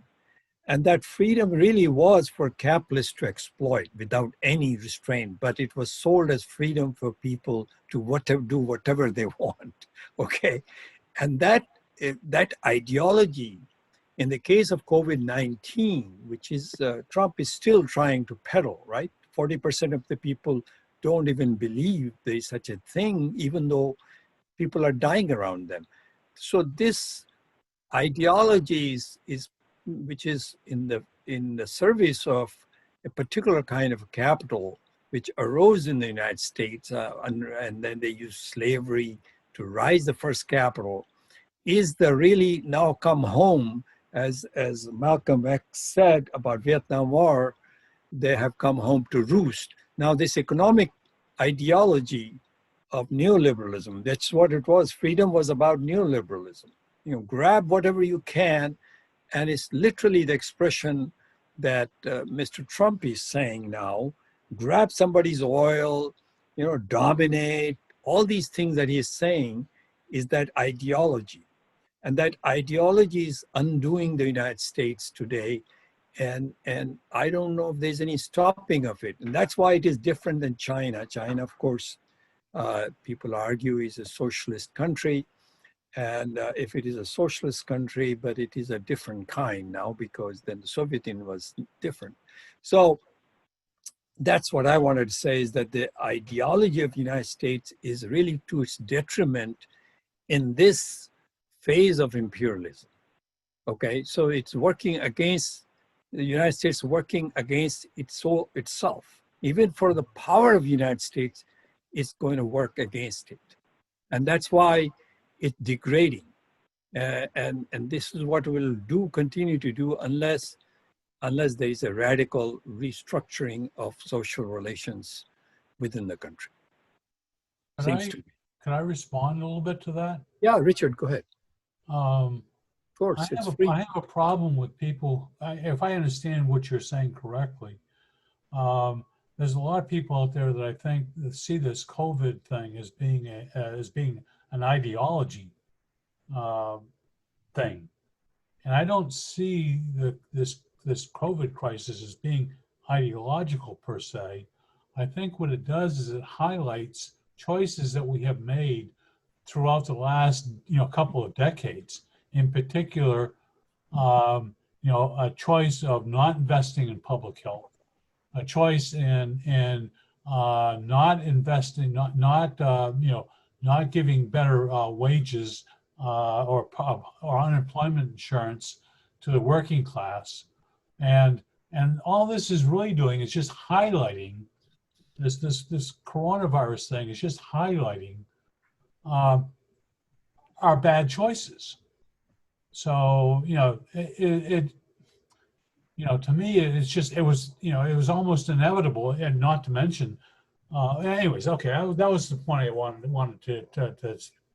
So let me challenge you a little bit on that, Richard. Is because you're in Texas, right? Texas. I'm in Texas. Is actually the Texas ideology actually matches. I mean, it's an ideology of the ruling class, but it's been sold on the basis of grabbing other people's land. That's this kind of freedom, right? This is how colonization took place. So what I'm saying is about 35% of the people in the United States consider it too much of a restriction if the government tells you have to wear a mask. And the mask is the most effective way of cutting down the transmission of this disease. If you're going to do one single thing, is to ask everybody to wear a mask when they're in public. And 35% of the people don't want to do it. They said, it goes against freedom. I agree with that, but I mean, it's nonsensical. It's irrational. No, but I'm saying is, you see, as a Marxist, you're right. You're going to the heart of the matter, which is economics. Okay, but these ideologies are not just simply they cater to a certain mode of production and accumulation. That's true. But then it spreads in the population and becomes ideology of the population. These 35% of people are not capitalists who believe that this is my freedom. It restricts my freedom. Why should I wear a mask? Right. I remember in Illinois, it took them 10 years to convince people to accept the law of seat belts. They said it interferes with my freedom. And I was in Chicago when this was going on, 1960s, and they had to withdraw it. So this is an American ideology of sense of freedom that you cannot have, because without social responsibility, freedom simply means dominance of the strong against the weak, which is how this land was captured by a few Europeans in a brutal way, dehumanized, which dehumanized the United States for years to come and deformed it as a society. So this cannot be separated. Of course, it's in the service of capitalism. So, but now this has become ideology of Americans, or at least a section of Americans. 1/3 of them, 35% believe in it. Can Gene jump in at some point? Go ahead, jump. It's free. Yeah, it's free for all. Gene, go ahead, jump in. Again, I just want to make two comments. First of all, in terms of freedom and things like that, if people want to read the Constitution of the People's Republic, you'll see that they have all the bourgeois, quote, freedoms that we have that are in the American Constitution. But they also have some other things. First of all, they do have a clause that says no one can exercise their freedom in such a way that it infringes upon the freedom of other people. So that's one difference there. And they also have an equal rights clause for women in their Constitution, which we don't have here.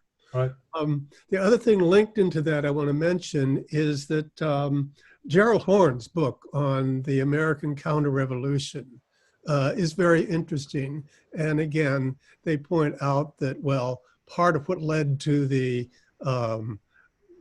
counter-revolution of 1776 was the insistence on the American colonists that they did not want slavery to be abolished. They didn't want the slave trade to be abolished, and they wanted to be able to kill Indians, expand to the West. And so these are the kind of freedoms for white people that, or white men basically, that are embodied in the Constitution. Maybe we should go into that some point at a later discussion. So Gene, I have to challenge you. I have something to say. Yeah, go ahead, Dave. Follow up on Gene. Gene, Gerald Horne also wrote a book called The White Pacific. And it's a history of how a number of slaveholders that lost the Civil War, in order to keep from being captured and prosecuted, moved to the islands of the South Pacific and basically created plantation systems after their own image, which is basically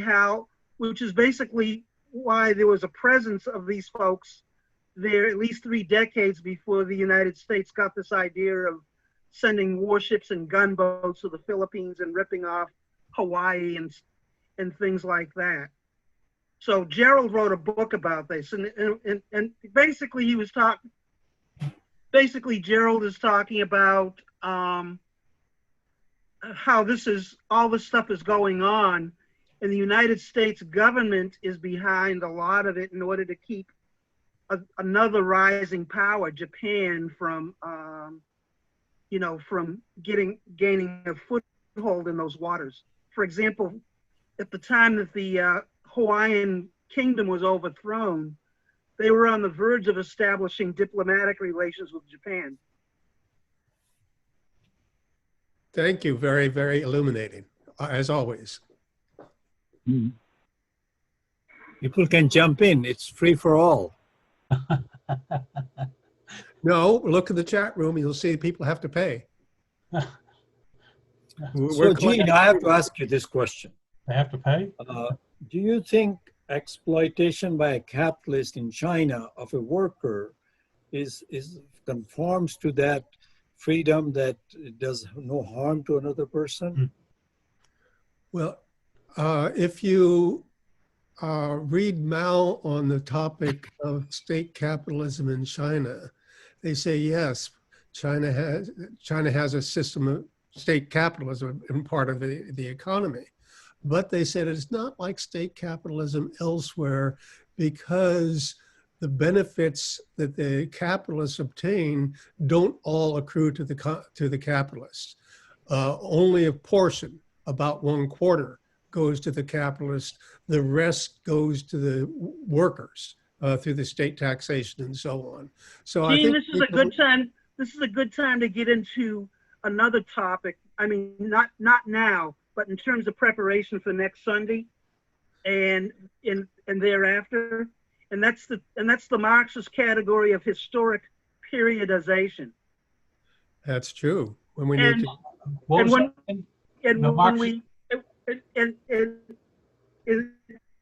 what are the similarities between the control of the capitalist class by the Communist Party and the control of the merchant classes and capitalist classes by the empire authorities in all those years prior to the revolution of 1911 and the civil wars of the 1920s and 30s and finally 49.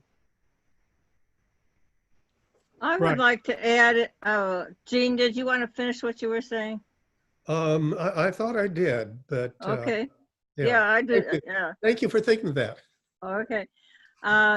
When I was in about 3rd grade, maybe somewhere's around there, before or after that. The question was given to us by the classroom, by the teachers. What is freedom? We were to answer that question. I was always, my folks came over, right? And we lived in a rather Jewish ghetto, Hyde Park in Chicago. And we were surrounded by the way things were, how we are when we're little. This is the way things were. And so the question of freedom was so remote that there was no way that I couldn't believe it. And later years, I said, we're free, and that's the end of it. So all of these information that came with my rage at the newspaper, the national newspaper, The Guardian, with a depiction of a Black boy arrested for assault on a white woman, as usual. This went on the paper. The paper used to be spread on the floor of my mother's kitchen after she washed the floor so it wouldn't get dirty right away. And so I was bending down looking at what it said. So I always had a sense of trying to care for people. I mean, being Jewish, but it's that I didn't get Jewish preaching. I got communist preaching in my house. So the idea of freedom just never became definable. And then now when we're talking about it as a very constraining thing. So how is it freedom when we are obligated not to harm others and to actually be able to take care of others in the social structure that we live in? Then that's what we're advocating for. And that's obligatory, compulsory, meaningful participation in society. That's freedom. Right now we have compulsory free education, which that I have a lot of questions about, and I would like to share with you one day. To address Jean's point, I think that actually where the inability or the restriction on hurting other people is in the Constitution. Here, I think that's left for the courts. Gary, you're a mess. Gary, it's not working. Gary, bring your mouth closer to the mouthpiece. That's not all of it. Occupying New Orleans. Gary, we're not getting what you're saying. It's very distorted. It's unintelligible. I'm not sure why. Yeah, I think about the question while Gary fixes that. Let me make a comment along what Norma is saying. The Marx defined freedom also where what I do, my fulfillment of my freedom is in the context of meeting other people's freedom. In other words, in the context of making the society work as mutually supportive, which is what Norma is saying. And in a personal level, a lot of us have experienced love in our life, right?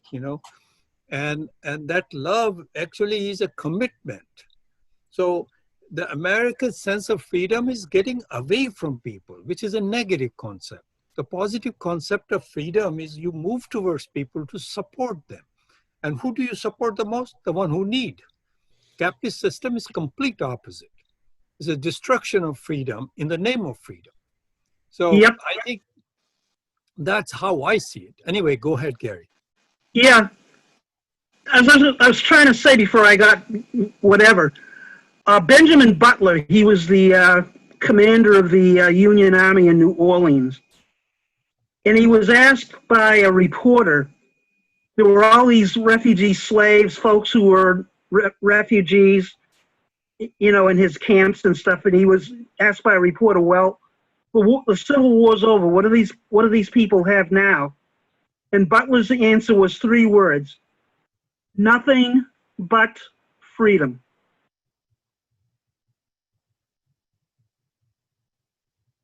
That was it. I don't know what to infer from that. Will you tell us what to think about that? Yeah, I also would like you to elaborate on that a little bit. They had nothing but freedom, which meant that they were no longer slaves, and there was no and it was unclear where as a people we were headed for next. Yeah, if you don't And that's survive not in a that freedom. The kind of thing that society had 10,000 years earlier was a mutuality, and we understand that. However, it could have been limited this way, that way. It generally was a mutuality. That didn't make any difference. The freed people in the United States in the 1800s, late 1800s, had no control, had no power, had no ability to care for themselves. They had not evolved from people from species before them being able to take care of themselves. They were evolved from people who were never allowed to take care of themselves. So that's absolutely the opposite of freedom, yeah.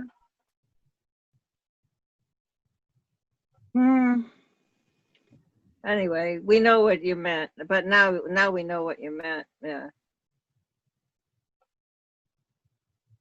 Well, freedom's just another word for nothing left to lose. Freedom ain't worth nothing, but it's free. Yeah, right. All right. I never did like understand those songs at that time. I never understood those, you know, something is blowing in the wind and all of that stuff seemed like a, what? All depends on which way the wind blows. Dope was blowing in the wind. I knew dope was blowing in the wind, and I hated it. Allan, you have any final thoughts? Was that Richard trying to get in? Why didn't he talk? Yeah, go ahead. I think Allan is gone. Yeah. I Yes, think I'm going to go. Talk to you later. I'm going to send you the date to a few people, and you can pass it on and get some idea. There's something about the concern about inflation. I don't know if the government puts too much money into the society. I think it's already named that they can barely put enough money in the way they're structured. But if they put a lot in, when does it cause inflation? And I'm pretty sure that the author was delving into that, saying it's not going to happen. The government inputting money and countering the deficit is not going to happen, not in a long time. I just want to say one thing. Perhaps it'd be good if we had a blog, something, or an email list where these discussions be carried on. We don't have that. Set it up, Gene. Set it up. No. Gary, Someone else volunteer. Gary, volunteer. I'm not going to volunteer. Well, then be quiet. Because if you gotta set up a listserv like that, you have to be ready to administer it. Right? No, you. Whoever decides that it needs to be done cannot say you do it to somebody. Yeah, I'm using the verb. I'm using the whatever. Indefinite. Yeah. This is Okay, what I'm going to take leave of you. done. I'm going to take leave of you. I'll see you again next Sunday. Right. This is Raj. Thank you, Raj. Sure. Okay, bye-bye. And Mehmet and everyone else who contributed to the discussion. Thank you, everybody. Thank you. See you next week.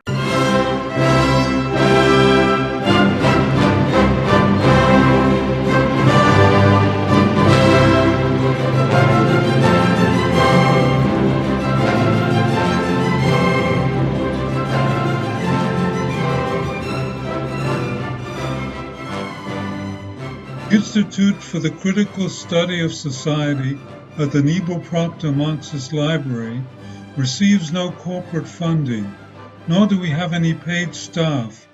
We rely on the support of working class folks that share our commitment to the socialist legacy of Karl Marx. We continue to need funds to meet necessary expenses, Since we can no longer pass the hat at our in-person forums, please send contributions to our treasurer, either online via PayPal or by check. The PayPal ID is ICSS Sunday, SUNDAY, at yahoo.com. And the name is Richard Fallenbaum. And checks may be made out to Richard Fallenbaum and sent to him at 1225 Nielsen Street, Berkeley, California, 94706. Fallenbaum is spelled Fallenbaum.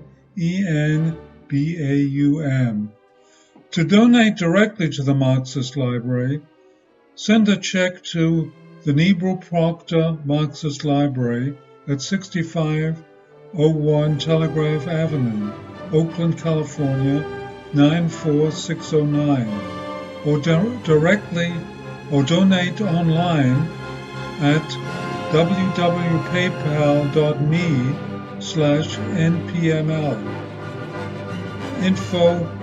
For information, write to npml at marxistlibr.org, and the website is marxistlibr.org.